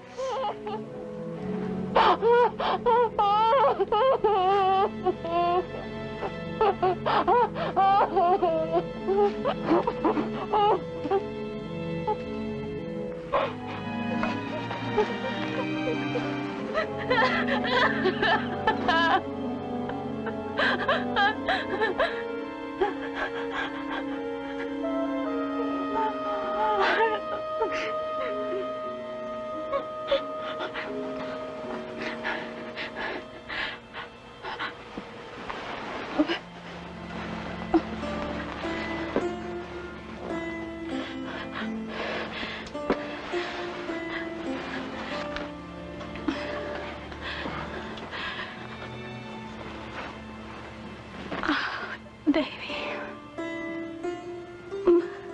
I'm sorry.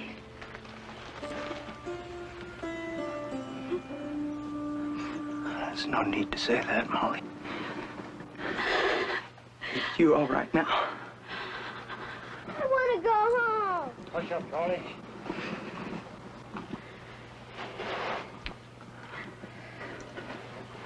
I'll see if I can settle Charlie down. Oh, no. That's for me to do.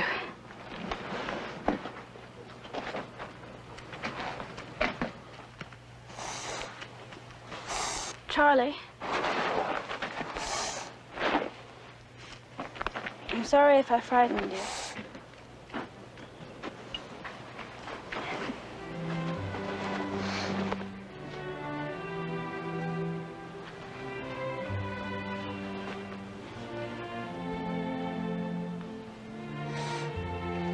Here.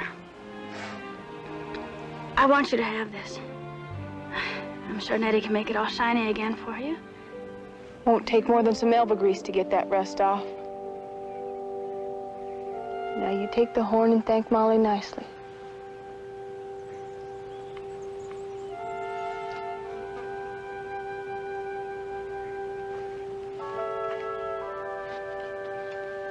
Thank you nicely, Molly. Reckon we'll head home. Nettie's got bread setting. I'm real sorry about what happened, Molly. We wouldn't have caused you no grief for anything. But I guess you know that. It's all right, Nettie. Truly. You folks come over when you can. You bet. Nettie, when I see Dan, I'll remind him of that outing. What outing? Ain't nothing, Pa.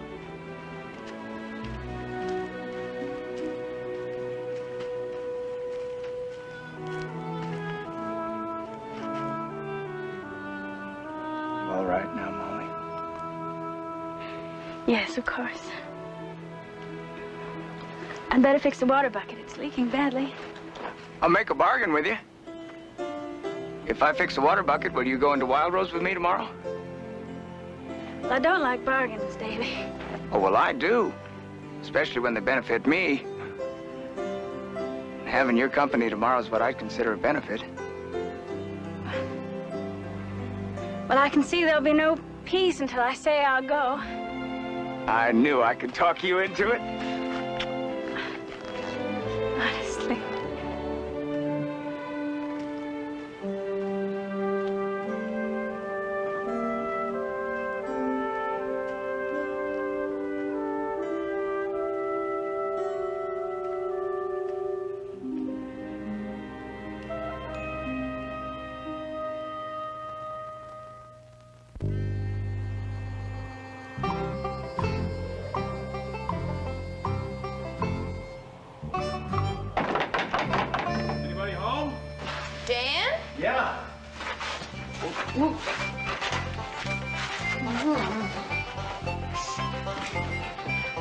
Come on in. I ain't got a looking glass, but I can tell I ain't fit for company. I don't consider myself company. I bagged more rabbits than I can use when I was out hunting this morning. I thought you folks might like one. Thanks, Dan. This family's fond of rabbit stew. And Pa says nobody makes rabbit stews as tasty as me. I stopped by and left one at Dave and Molly's, too. But nobody was at home. They went into Wild Rose to pick up the saplings Dave's pa sent out. I didn't see your pa or Charlie and Flora when I rode up. Well, they's over at the Carruthers getting some milk. I made corn biscuits yesterday. Come out real fine. I mean, I recall you saying you like corn biscuits. I sure do. Seems to me a shame you don't have anyone to fix you the kind of victuals you like. Well, I guess I'm lucky, because I have friends who do. Well, I'll get them. You want to sit? Sure. I was kind of hoping we could get a cow. Charlie and Flora need milk if they's to grow right. Oh, no one can say you haven't done a real fine job mothering those two. Ain't nothing more fitting for a woman to be than a wife and a mother.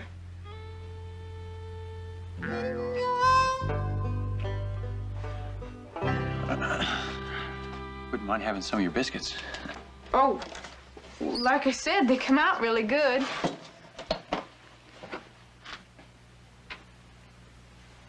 I guess Charlie got to them. Seems to me like I used to do the same thing to my ma when I was no older than Charlie and Flora. Oh, that reminds me, I got something for them.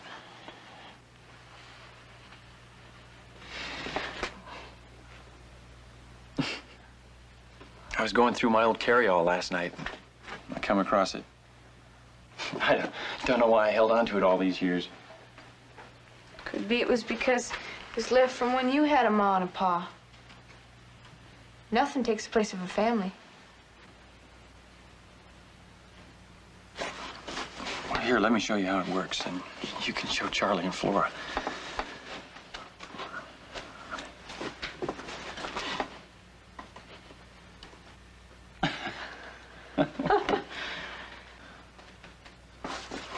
Well, I got things to do at home. Best get going. You tell your pa to stop by sometime. Well, I sure will. Oh, and tell Charlie and Flora I didn't forget my promise to take them to Turtle Creek. You come along, too.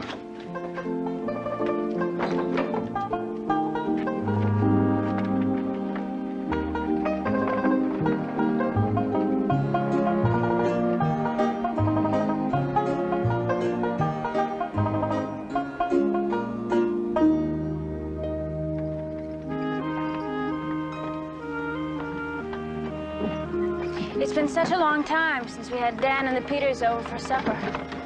Well, I'd be glad to have them. We don't get to see Dan nearly enough lately. I know. And a man living alone never prepares a fit meal for himself. Well, I never noticed it stunted Dan's growth any. Just the same, he needs a wife. You do have your matchmaking cap on, don't you? Well, Dan should marry, Davy. He's older than you are. Well, I guess he figures he's got a couple of good years left in him. He's your best friend. Don't you want to see him content? Seems content enough to me. In fact, if he was any more content, he'd be downright dull. I expect you to help, not hinder. I don't intend to do either. Davy, what is he going to do out there? Oh, ease up.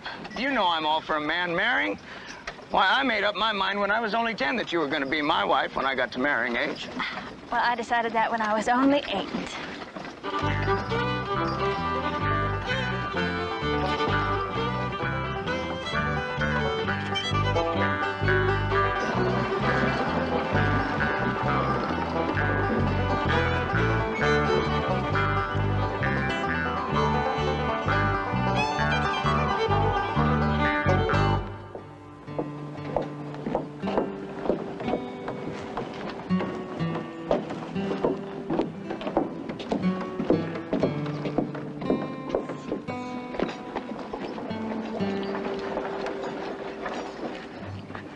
These are the last. Do you think they're still alive? Well, they look healthy enough. I guess they enjoyed the train ride.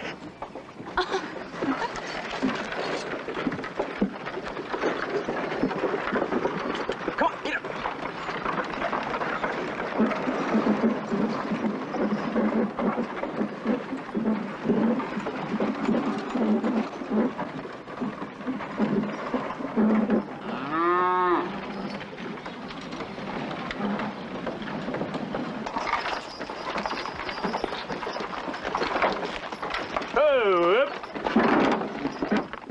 Morning.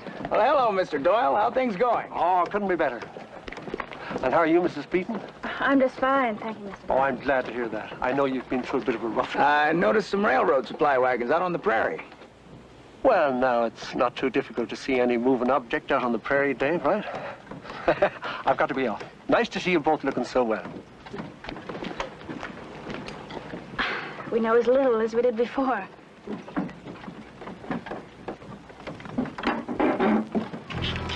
Get up.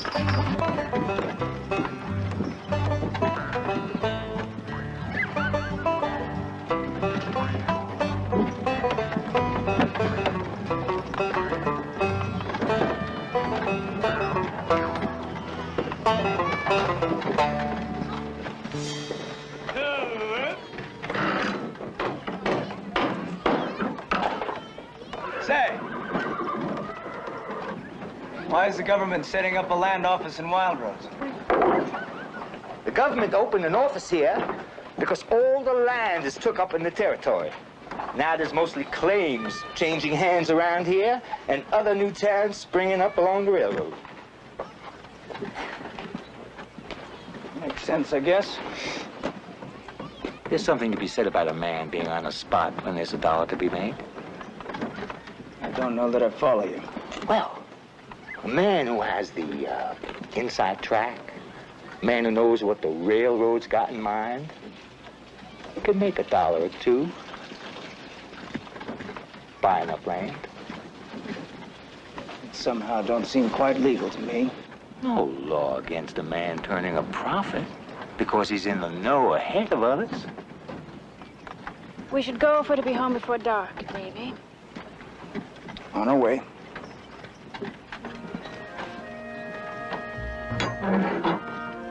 See you again. Hold on a minute.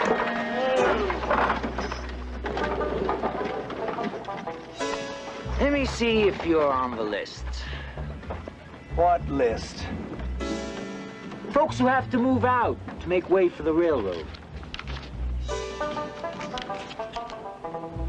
Why would anybody have to move out? Railroad's being diverted to bypass the Sioux Reservation that's being set up. It's been a change of plans, you might say. Davy, that's where those supply wagons were going.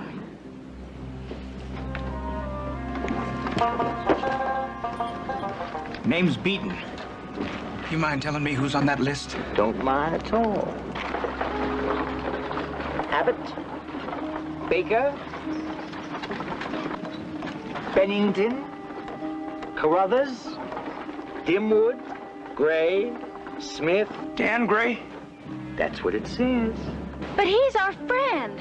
Railroad can't do that to Dan. The route was laid out before he took his claim. He got his claim legal and proved up on his land. Government gave the railroad the right to preempt any land they need. Matter of fact, I'll be riding out tomorrow with a bona fide representative of the railroad to give your friend his notice. Yeah, we'll see about that.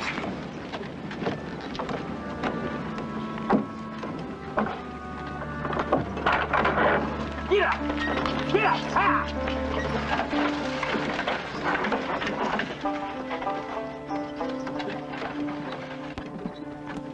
There must be something we can do to help Dan. The railroad has no right to take his land. Oh, it all seems so underhand. It sure does.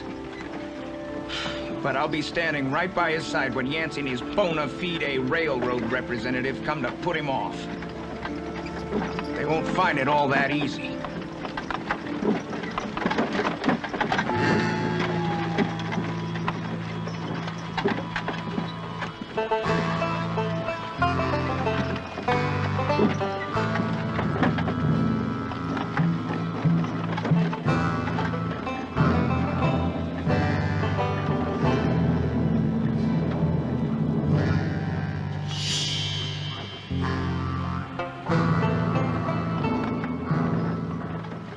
Appreciate your coming over.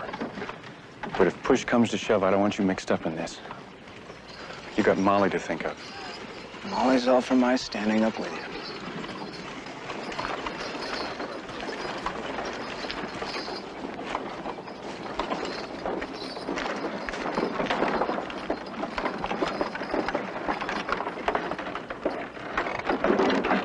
Good morning, boys.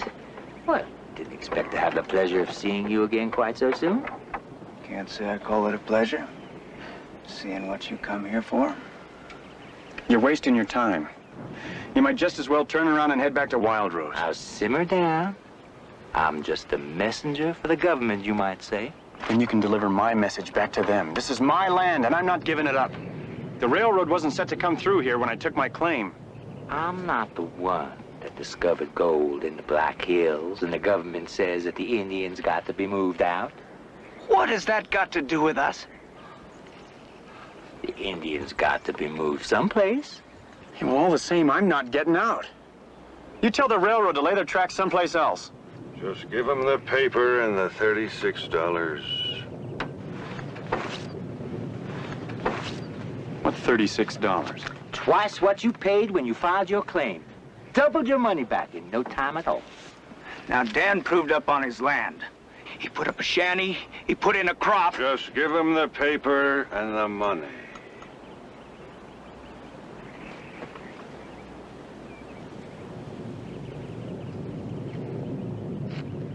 You afraid to come here alone, Yancey? You have to bring a bully boy along. Hey, now. Watch who you're calling a bully boy. Mr. Park is a bona fide representative for the railroad. A ex-Pinkerton man. I heard about you Pinkerton detectives. Finish up your business, Yancey, before I plant these two.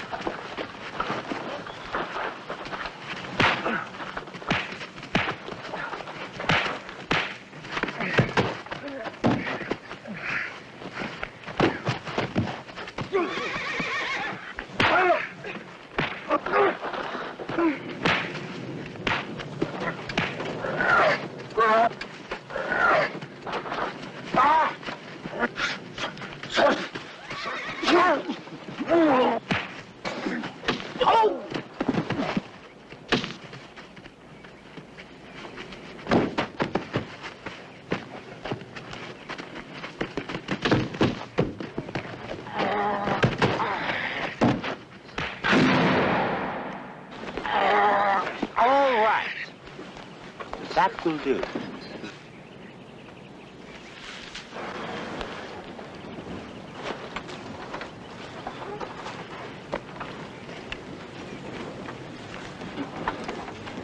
You get that paper served, or I'll plant you too. Simmer down. Simmer down. Here you are. All legal and proper. According to me, it isn't. My. People are sure hard to convince nowadays. Well, when the train and the railroad comes plowing through your shanty, then you can come here and pick it up. I ain't forgetting that. I'll be back too. I'll still be here. And you can count on that. Chop, chop. Can't stand in the way of progress, can we, boys?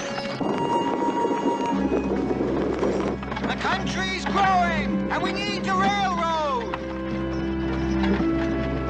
I got 2 years sweating this land, and I'm not moving!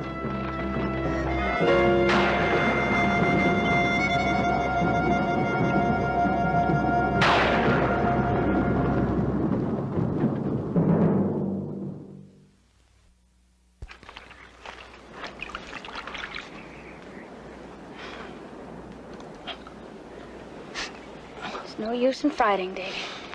Well, I couldn't very well just stand by while that railroad bully was throwing his weight at Dan.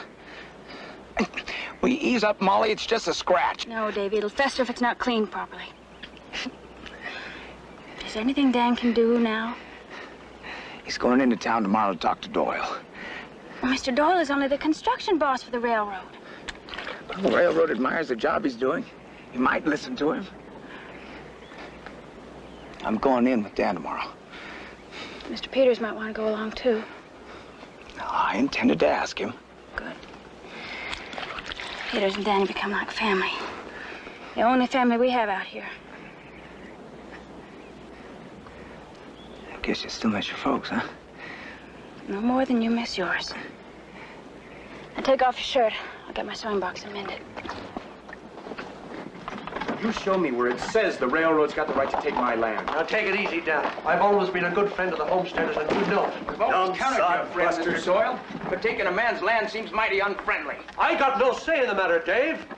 I wish to God I had. The railroad wasn't marked to come my way when I took my claim.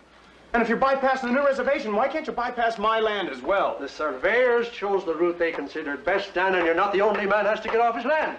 It just ain't right a man puts his sweat in his place and then loses it. I don't plan to lose it. Who do I talk to over you? Over me, is it? I'll be God you can talk to President Grant himself if you like. It won't do you a bit of good. Look, Dan, the railroad made a deal with the government, and the government has what's called eminent domain. What's that? The right to take private property for public use, or to authorize its taking, with just compensation to the owner. Sure, Dan, you're going to lose your land. There's nothing you can do about that, but you'll be paid for it. $36. Yeah. Well, of course, the government did give the right to the railroad. Hey, look what's coming. I'll bet it's not the same price Yancey gets for the land he's bought up. Hell, ain't that a sight?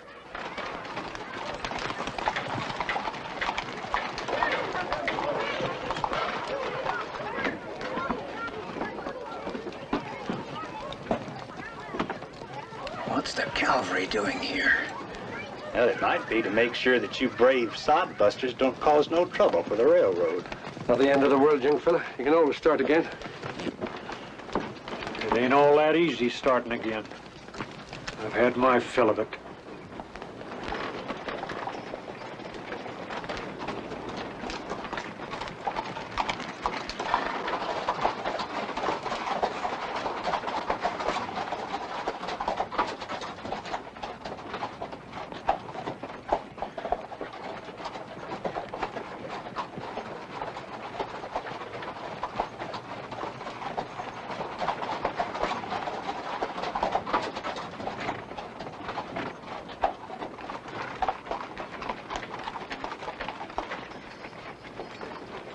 I chose my land, and that's where I'm staying.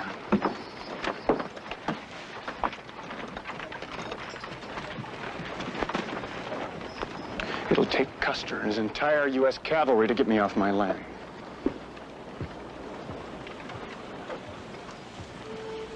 September 23. I long to plant a sapling near our baby's grave, a tree to provide shade in summer and a place for birds to build their nests. But since we never speak of little Davy, I cannot suggest it. It is very hard not to share our sorrow. Take a while for these saplings to grow, but we'll have trees someday, Molly.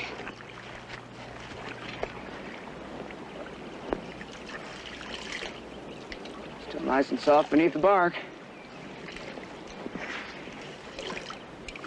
You've been wanting trees since the first day we got here. The prairie was so vast and empty.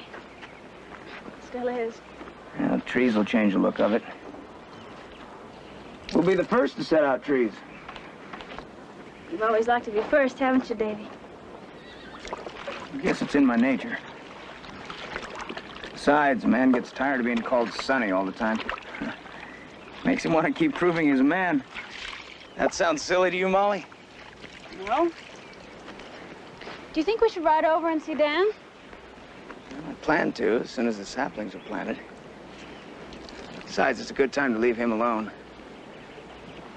Sometimes a man is just not up to socializing. Well, we'll go when you think we should. Wash up. We'll have our supper. I need some more soap.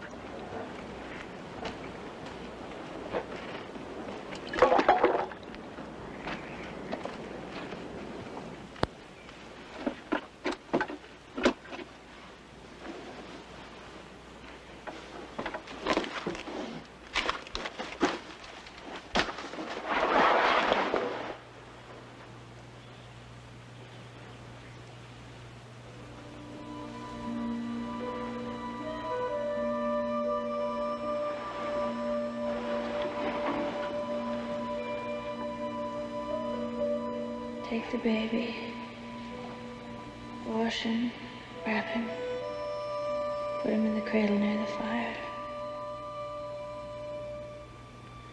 Oh, Molly. Don't you want to see your son?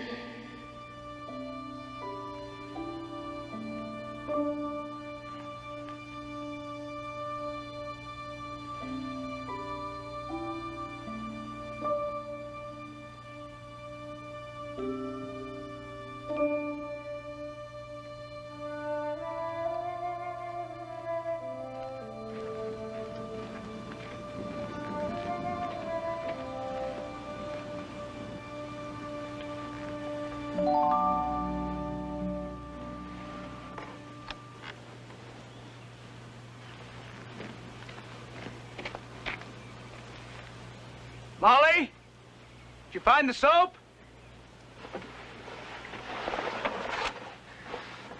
Did you find the soap? No.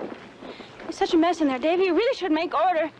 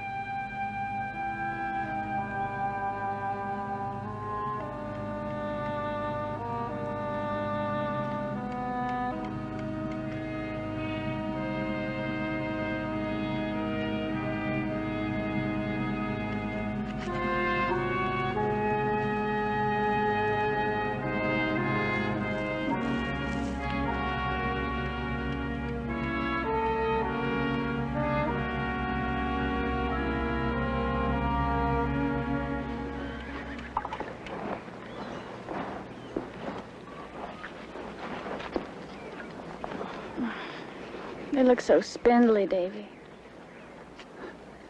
I know. But they'll grow fast. It'll take a lot more trees than we have to cover 10 acres. Yeah, I guess the government never planned how many trees it would take to fill up 10 acres.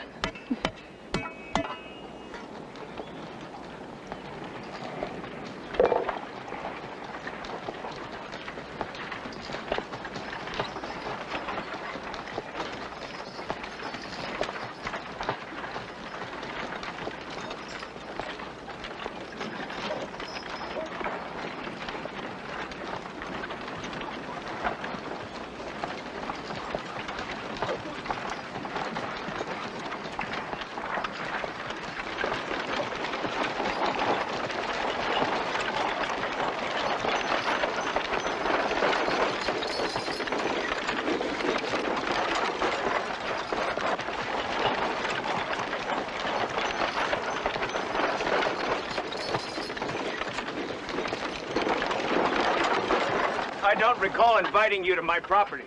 U.S. cavalry don't need an invitation. No need to be testy. He's dead. You killed Dan. Not yet. That's Carruthers stretched out back there. But your friend Gray's next if you don't clear out. Carruthers was a good man. You had no right to kill him. Man aims a rifle at me. I don't wait to get a hole blown through me. Just the way it happened. Ain't that the truth?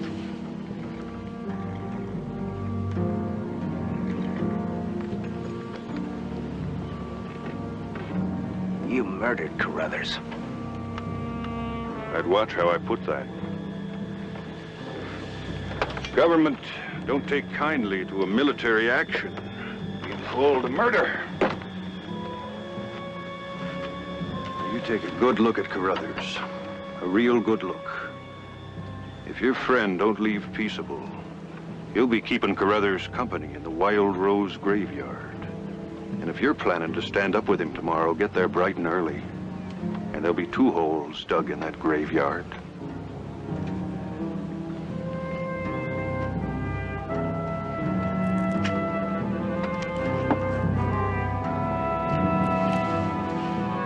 Time! Come, come.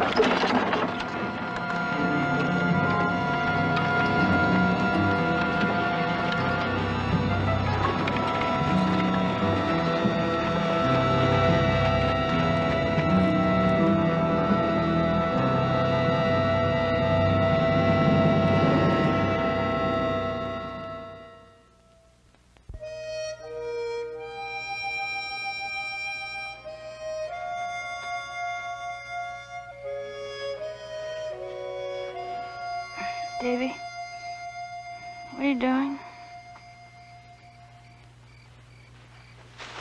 Got to help Dan, Molly.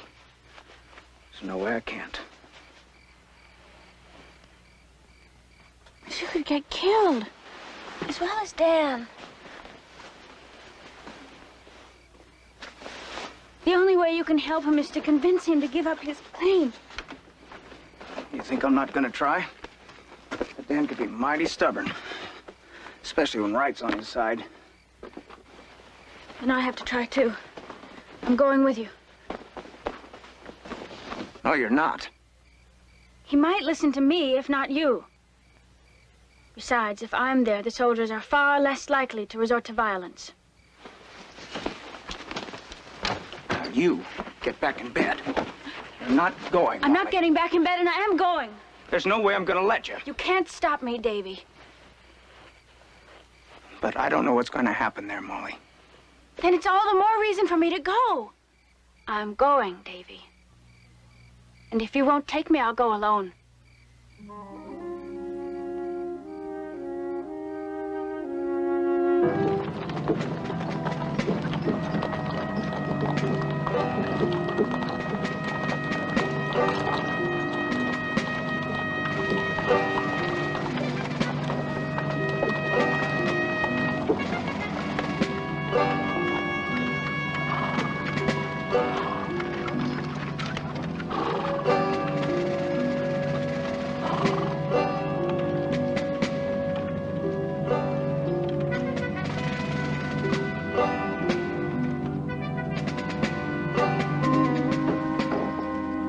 Well, look what the wind blew in.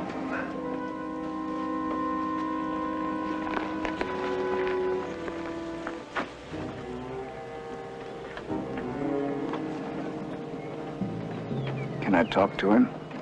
He's already been talked to. Not by me. You don't want him out. You want him dead.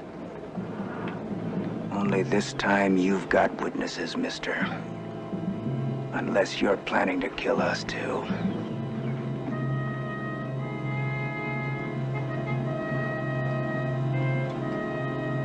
All right. But make it short. Molly, go over behind the cavalry over there. Stay well out of the way. Do like I say, Molly. You promised.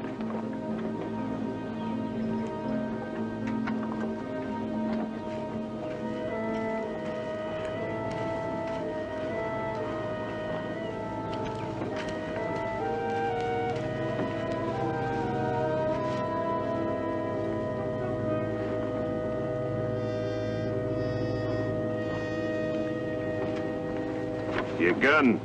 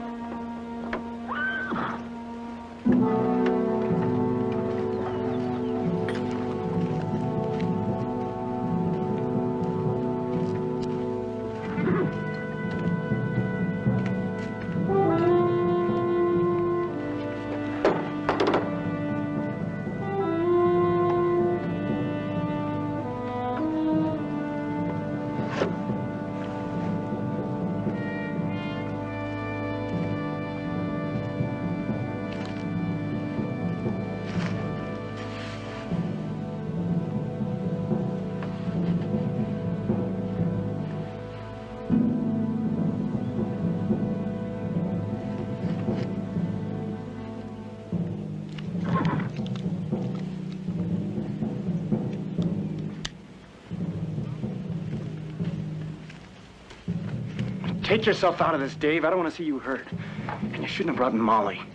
Give it up, Dan. That pike is itching to kill you. You'll have to get me off my property. Now, I admire a man that fights for what's rightly his. But nobody can take on the Army, the railroad, and the U.S. government. All the same, it's what I'm gonna do.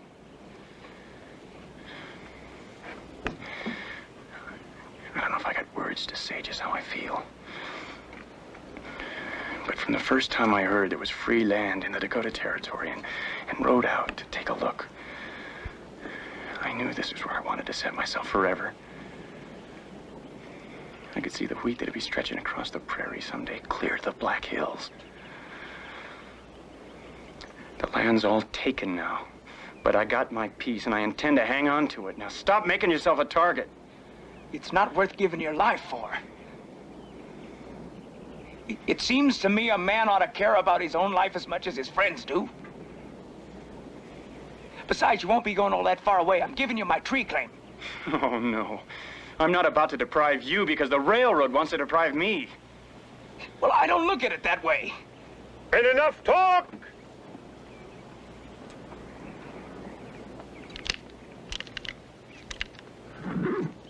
Get out of the way, Dave. I'm gonna stand planted right here, Dan. So unless you're set on making Molly a widow, you best give it up.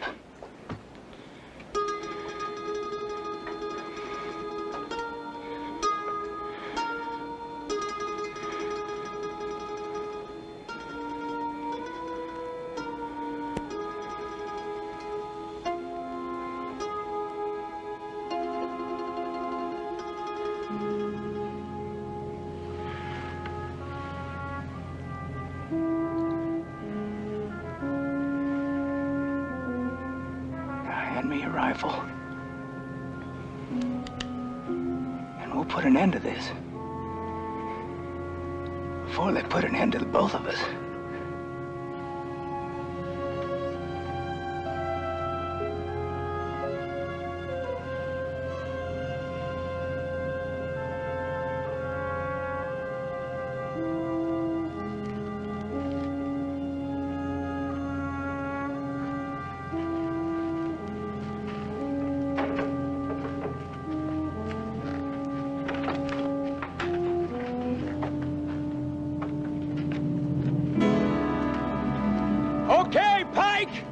can clear out. Railroads proved that all it needs to get what it wants is to call in the U.S. Army.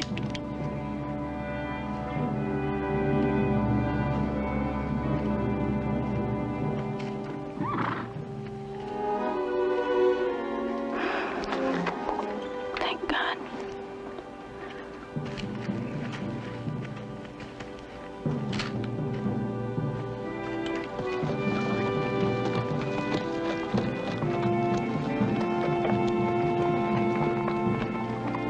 Jump, jump!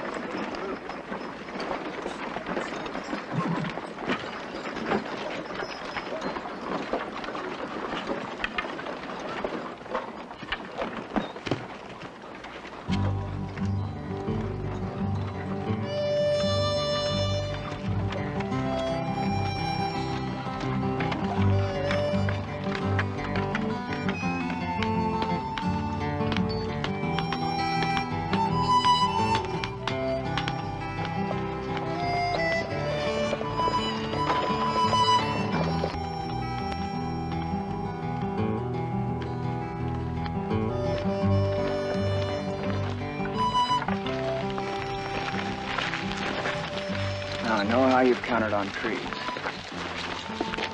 I'm gonna give Dan our tree claim. Oh, I'm very glad. I didn't even say I'd take your tree claim, Dave. Well, said or not, Dan, that's how it's got to be. No. And I wouldn't have given up except I didn't want to see Molly a widow. It's about the only thing I wasn't about to do. Now let's talk sense. Where are you gonna go with winter coming on if you don't take our claim? You can't live off the land when the blizzards start. You're gonna go to work for the railroad and hold up in one of their camps. I'd as soon die as go to work for the railroad. Then you've no choice but to take our claim. I won't do it.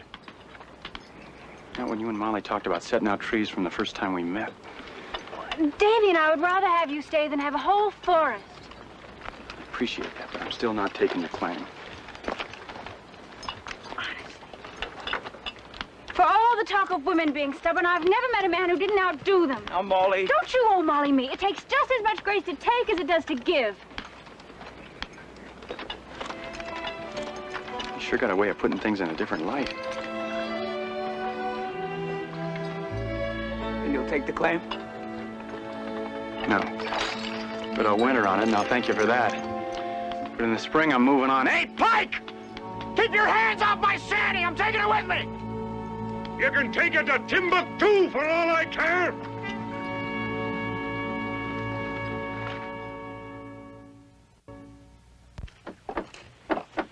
Monday was my wedding day. Tuesday I got married. Wednesday night my wife took sick. Saturday she was buried. Oh, looky har. Oh, looky war. Look right over yonder. Don't you see the old gray goose smiling at the gander? It's almost ready. Good. We got a lot of hungry folks. Let's get the nippy out, Flora. I'll get you a shawl from the wagon.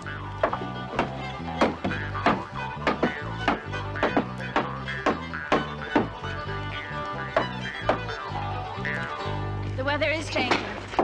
It'll soon be winter. I know. I can hardly wait till Christmas. There's still a way to go to Christmas. It'll come, just as it always does. I once got a Christmas present. Once? Pa was making some cash money in Yankton and bought me this dolly. Let's see.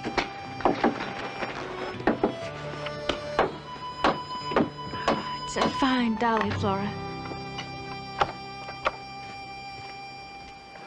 Ow! What happened? I got stucker.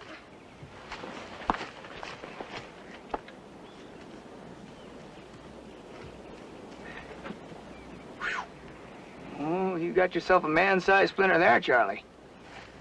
I'll tell you what. You shut your eyes. You hold on to me real tight. You sing your best song as loud as you can, and that splinter will come flying out. Whiskey is the life of man. Whiskey, Johnny. Oh, whiskey is the life of man. Whiskey, Johnny. Whiskey, give me a broken nose. Whiskey. That didn't hardly hurt. You've done it good as my paw. I got 2 paws now.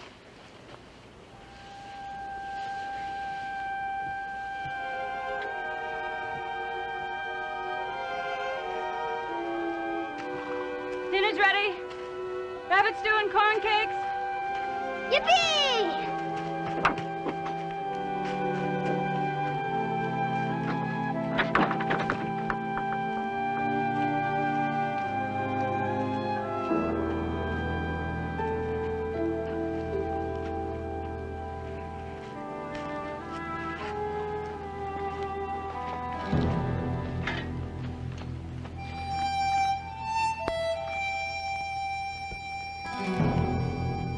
September 30.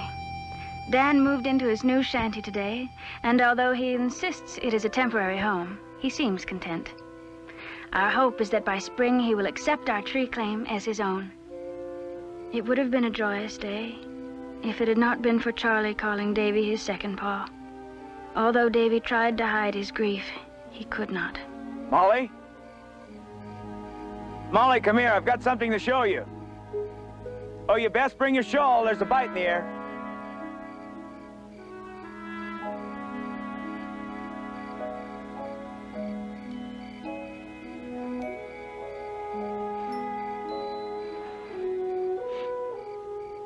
Look, Molly. Dan and the Peters. First time there've been 2 lamps out on the prairie.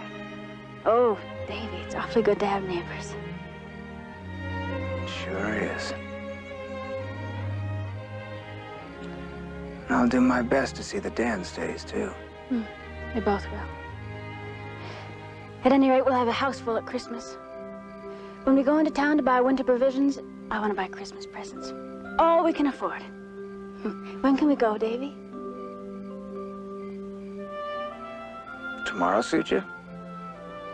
We've got to go into town soon before the weather changes. Find ourselves snowbound. Tomorrow will be just fine. I've returned to my diary to add one thought.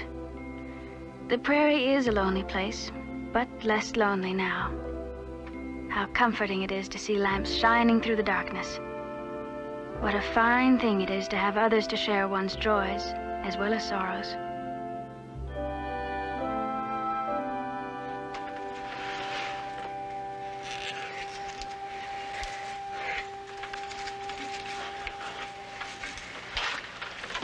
That's for stringing, not eating.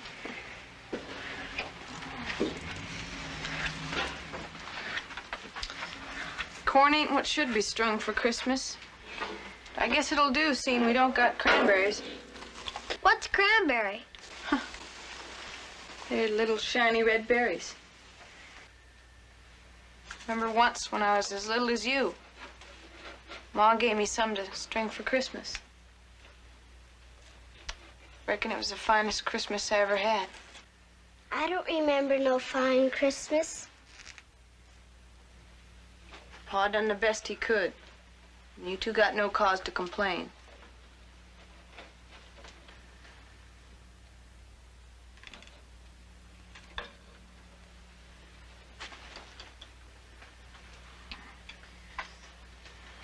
Ma had a way of easing things. I remember once when I was as little as you, I wanted a dolly for Christmas. And I carried on something fearful. Ma said Christmas wasn't dollies, peppermint sticks. Christmas was a Christmas baby God gave to the world. That was the best present anybody could get.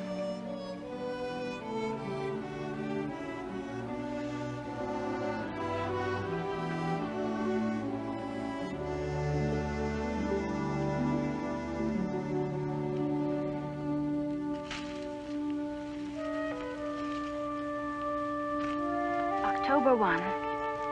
There's frost on the ground each morning now, but the weather holds clear and sunny. Davy thinks we'll have a mild winter. If so, it'll be the first since we came to the prairie. Back home, Papa is harvesting the pumpkins, setting aside the best for Mama to make pies for Thanksgiving and Christmas. I think I shall ask Mama to send me the seeds. There's no reason why pumpkins shouldn't thrive here as well as in Iowa. We shall have a fine drive to Wild Rose today to buy our Christmas presents. All the happier because the Peters and Dan are going as well.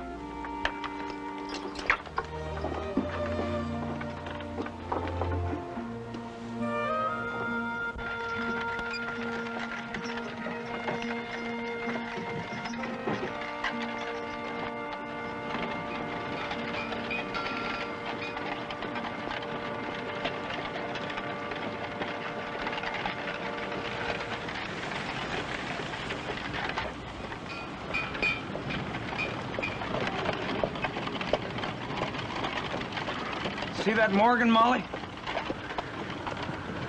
She's almost as pretty as Whitefoot was. Whitefoot the Morgan you lost coming out here? That's right. They were a match set of Morgans Pa gave us as a wedding present. I was in such a hurry to get to our claim, I drove her too hard, broke her leg, had to shoot her.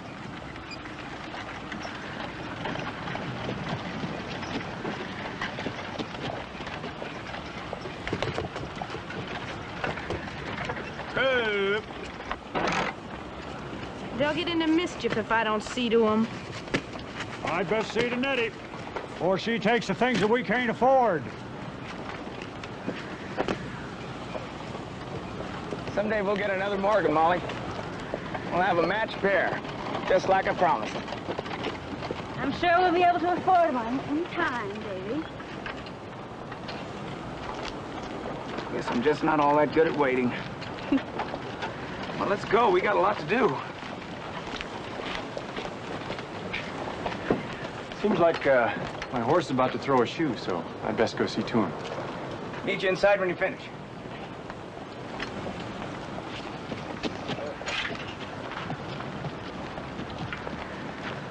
How you getting on there, young fella? Glad we'll be still having you around. For a while, anyway. No thanks to the government or the railroad. Oh, come on now. There's no need holding a grudge like that. You know I didn't want to see you put off. Yeah, I reckon I know that. Still riles me, though, the way the government and the railroad work together as close as thieves. That old gent with the Morgan horse just come into town? Oh, yeah, he just got in this morning from Boston. Name's Brenner. He's a judge. Don't tell me the law's finally coming to Wild Rose. No, unfortunately. No, he's come to look after his widowed sister in her homestead. The old boy doesn't seem capable of doing what's necessary on a homestead. Yeah, he'll be looking for help next spring, but I had to tell him every available man is spoken for by the railroad. Thanks. Thanks? For what?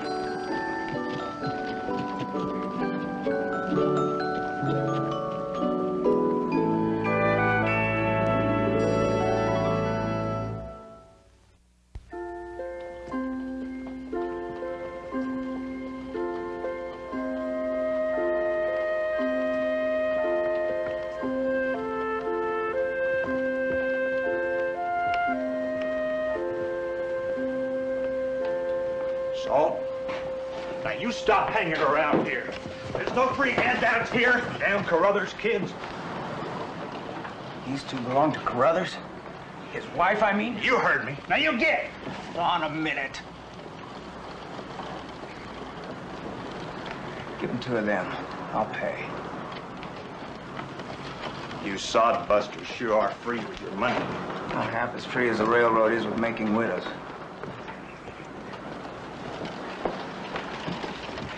What else you want?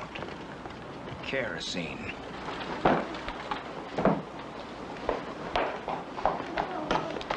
Mind hiding these days? I don't want Nettie and the young'uns to come across them before Christmas.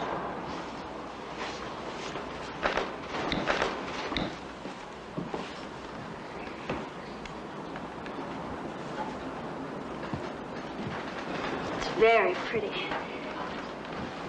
Do you like it, Davy? I sure do. It's about time you made yourself a new dress. Oh, no, it's for Nettie. Christmas. doubt she's ever had a dress that wasn't a makeover. Then you go right on and make her one. How much will a dress length cost?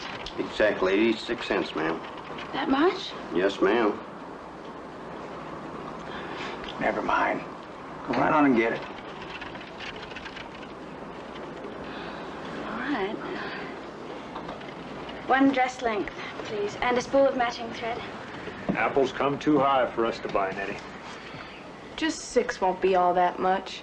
And that's all I need to make apple jelly. Apple jelly ain't as important as other things we need. It ain't for us. I don't see how we can go empty-handed when Molly's making the Christmas dinner. Please, Pa. I don't mind going without something else. Well, in that case, I guess I don't either.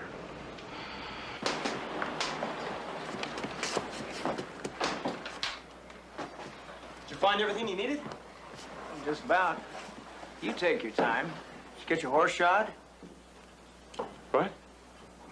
Oh, no. Found out that he didn't need chewing after all. You come see too, Pa.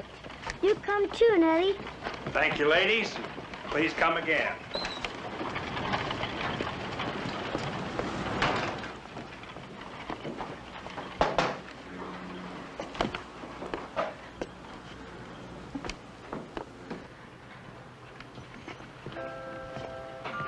Ain't it fine? It sure is, Flora. Molly, you come see too. Coming.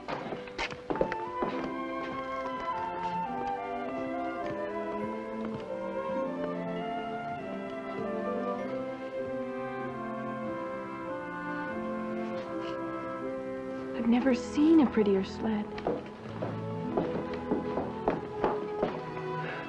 Charlie and Flora come across this sled.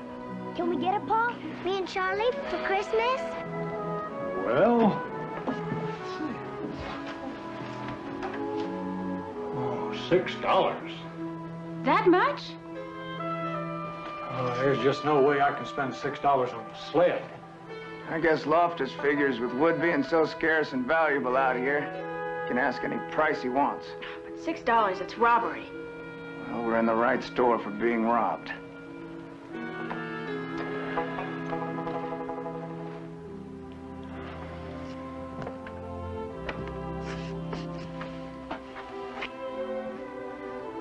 It'd be the best Christmas present I could ever give myself if I could buy you that sled. But we just can't afford it. It don't matter, Pa. We got no cost to carry on. Little Davy will never have a Christmas.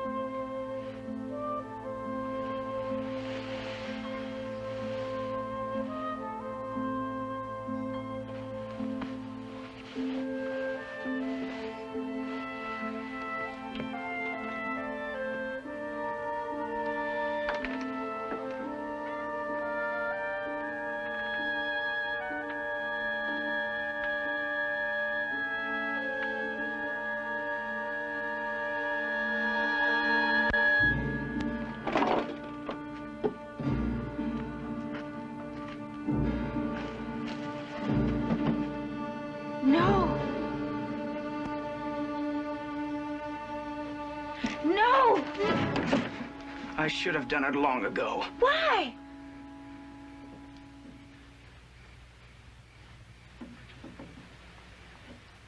I've seen you in here, grieving over this cradle. Now, Molly, I can't keep other people from doing you harm like Flora did today, but I can do away with this cradle and keep it from reminding you. Do you think I'll remember any less if the cradle is gone? I just don't want it to be any harder on you than it is. It was keeping our sorrow inside that made it harder. We closed ourselves off when we needed each other most, Davy.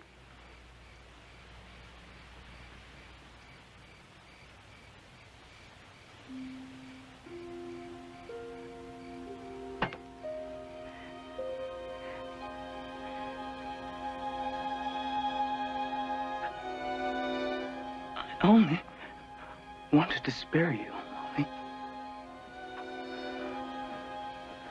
I wanted to spare you, Davy.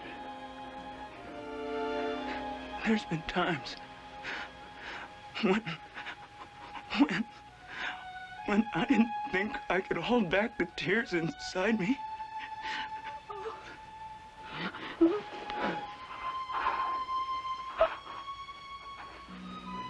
Let them come, Davy. Let them come. He's gone. Davy is gone. He's gone. Oh.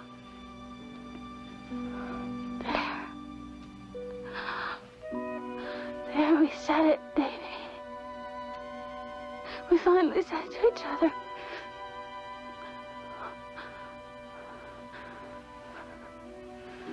We don't have to watch every word we say, Davy. We can talk about little Davy. And how good it was to have him. Even if it was just for a little while. I wanted to talk about him, Molly. It was like he was slipping away. And he was. Because we weren't sharing his remembrance.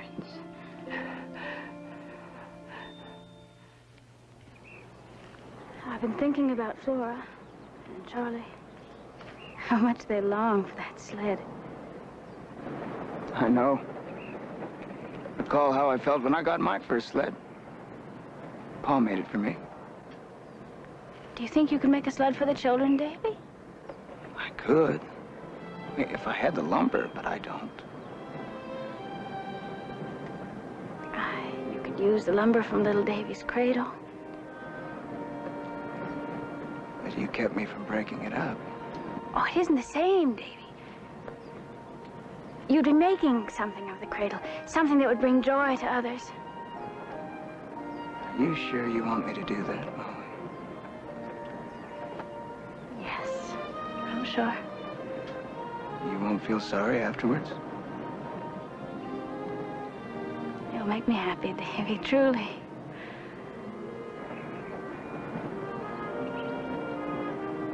All right. I'll get on it right away. That prairie flyer won't hold a candle to it. I know it won't.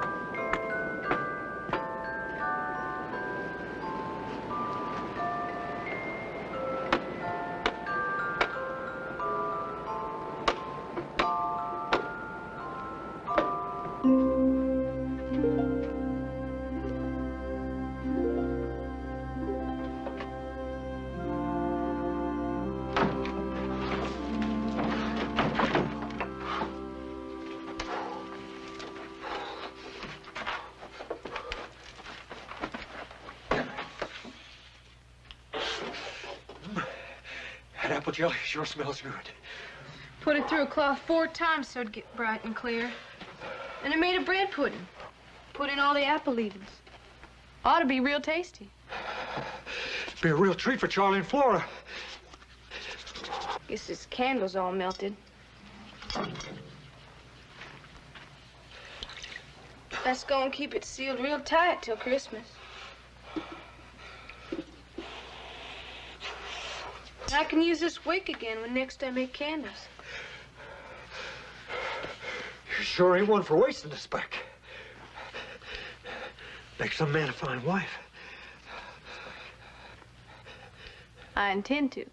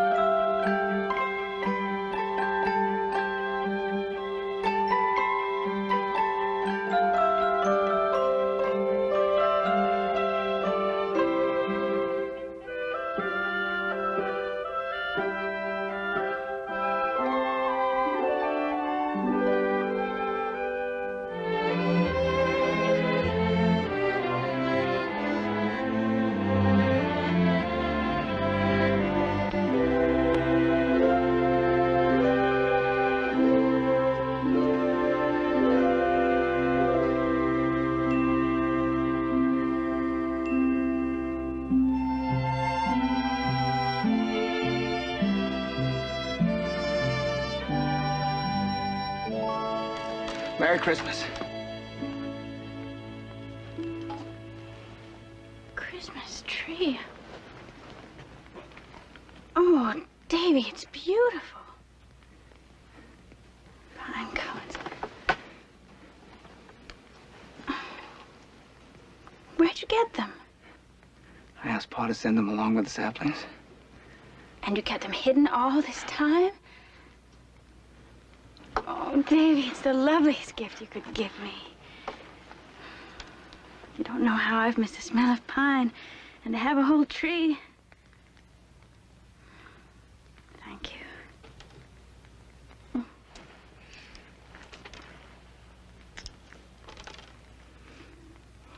Someday we'll have a real Christmas tree, Molly. No tree will ever be as dear to me as this one. Now I must give you your gift.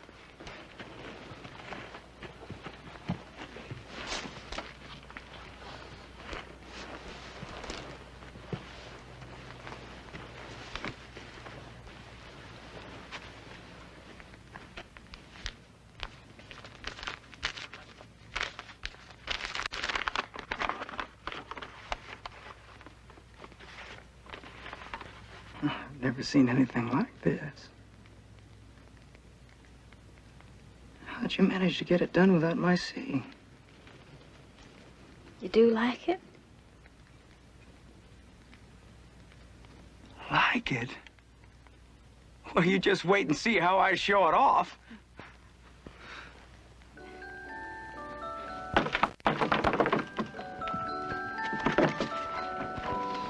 Merry Christmas.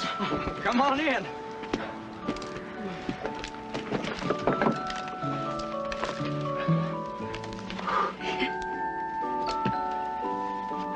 me take your coat.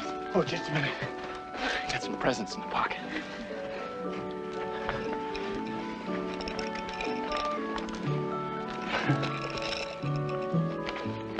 This one's for Charlie.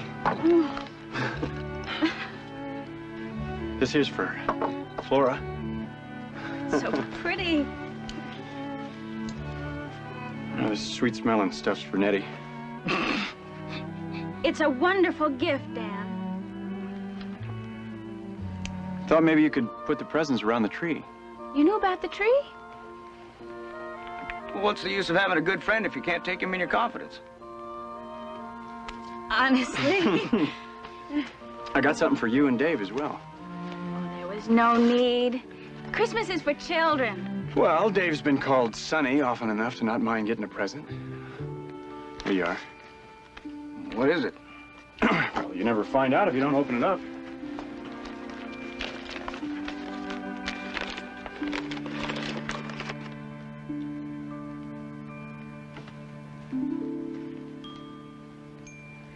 Why, thank you, Dan. It's lovely. It sure is. Had a soldier sitting on top, but I'm not overly fond of the U.S. cavalry, so I took it off.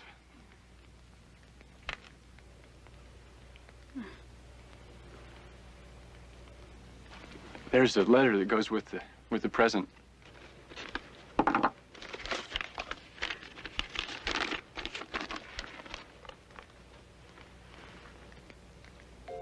You're giving us a Morgan? Sold your labor for it. Toy horse was just to remind you that it's coming. Remember that old gent in Wild Rose with the Morgan horse you admired so much? Well, I made a deal with him. Of course, you won't get your real horse till spring, after I've finished plowing and seeding. Put up a new shanty next to the old soddy where he's living now. But the Morgan's yours. Well, that's what it says on the paper the judge wrote up. Oh, we can't let you give us a Morgan. Can't and won't. There's nothing you can do about it. Deal's writ up and signed. Look, the day you stood up in front of me, chancing a bullet, well, Molly said it takes more grace to take than it does to give. So I don't see how you can do other than take the Morgan. Well, that was different, Dan. Well, I don't see it that way. The only way we'll take your Morgan is if you keep our tree claim. For good, I mean. No. It's the only way. How'd things get so twisted around? A man gives a present to his friends, there oughtn't to be strings attached. There's no string, Dan. Molly and I have been trying to think of a way to make you keep our claim. Looks like you did it for us. No, I'm not taking your tree claim. All right, then I'm not taking your Morgan. Oh, yes, you are. No, I won't. You sure will. No, I won't. Oh, that's quite enough.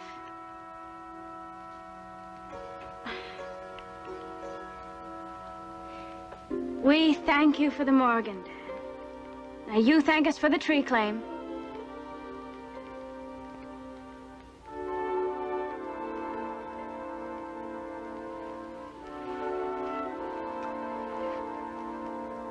I guess I thank you for the tree claim.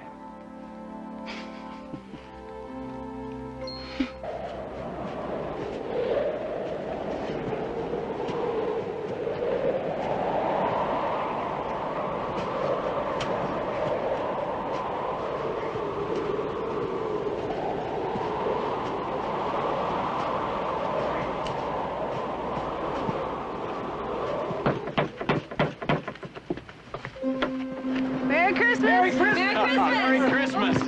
Merry Christmas! Merry Christmas! Get in, you two. Sit down. Take off your snowshoes. Here, sit down. Oh, Mr. Peters, come on, get by the fire. Sit down. Dan won't be leaving in the spring. Well, that is good news. Thank you, Mr. Peters. Wouldn't you say so, Nettie? Yeah, Pa. Apple jelly, Molly. I made it myself. It come out real good, too. Oh, we haven't had apple jelly since we left home. Well, Molly just gave me this. Oh, hey, that's wonderful. I don't know how she made it without me seeing. Must have taken a long time to make that. My, ain't it pretty? Ain't it pretty, Pa? The young'uns ain't never seen a Christmas tree before.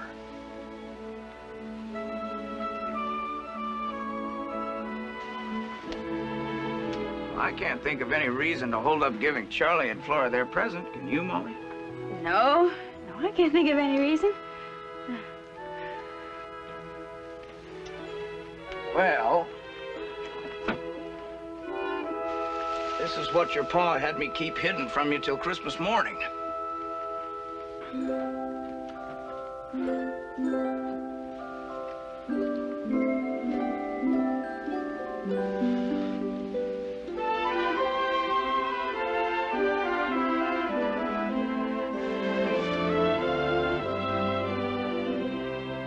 We got a sled!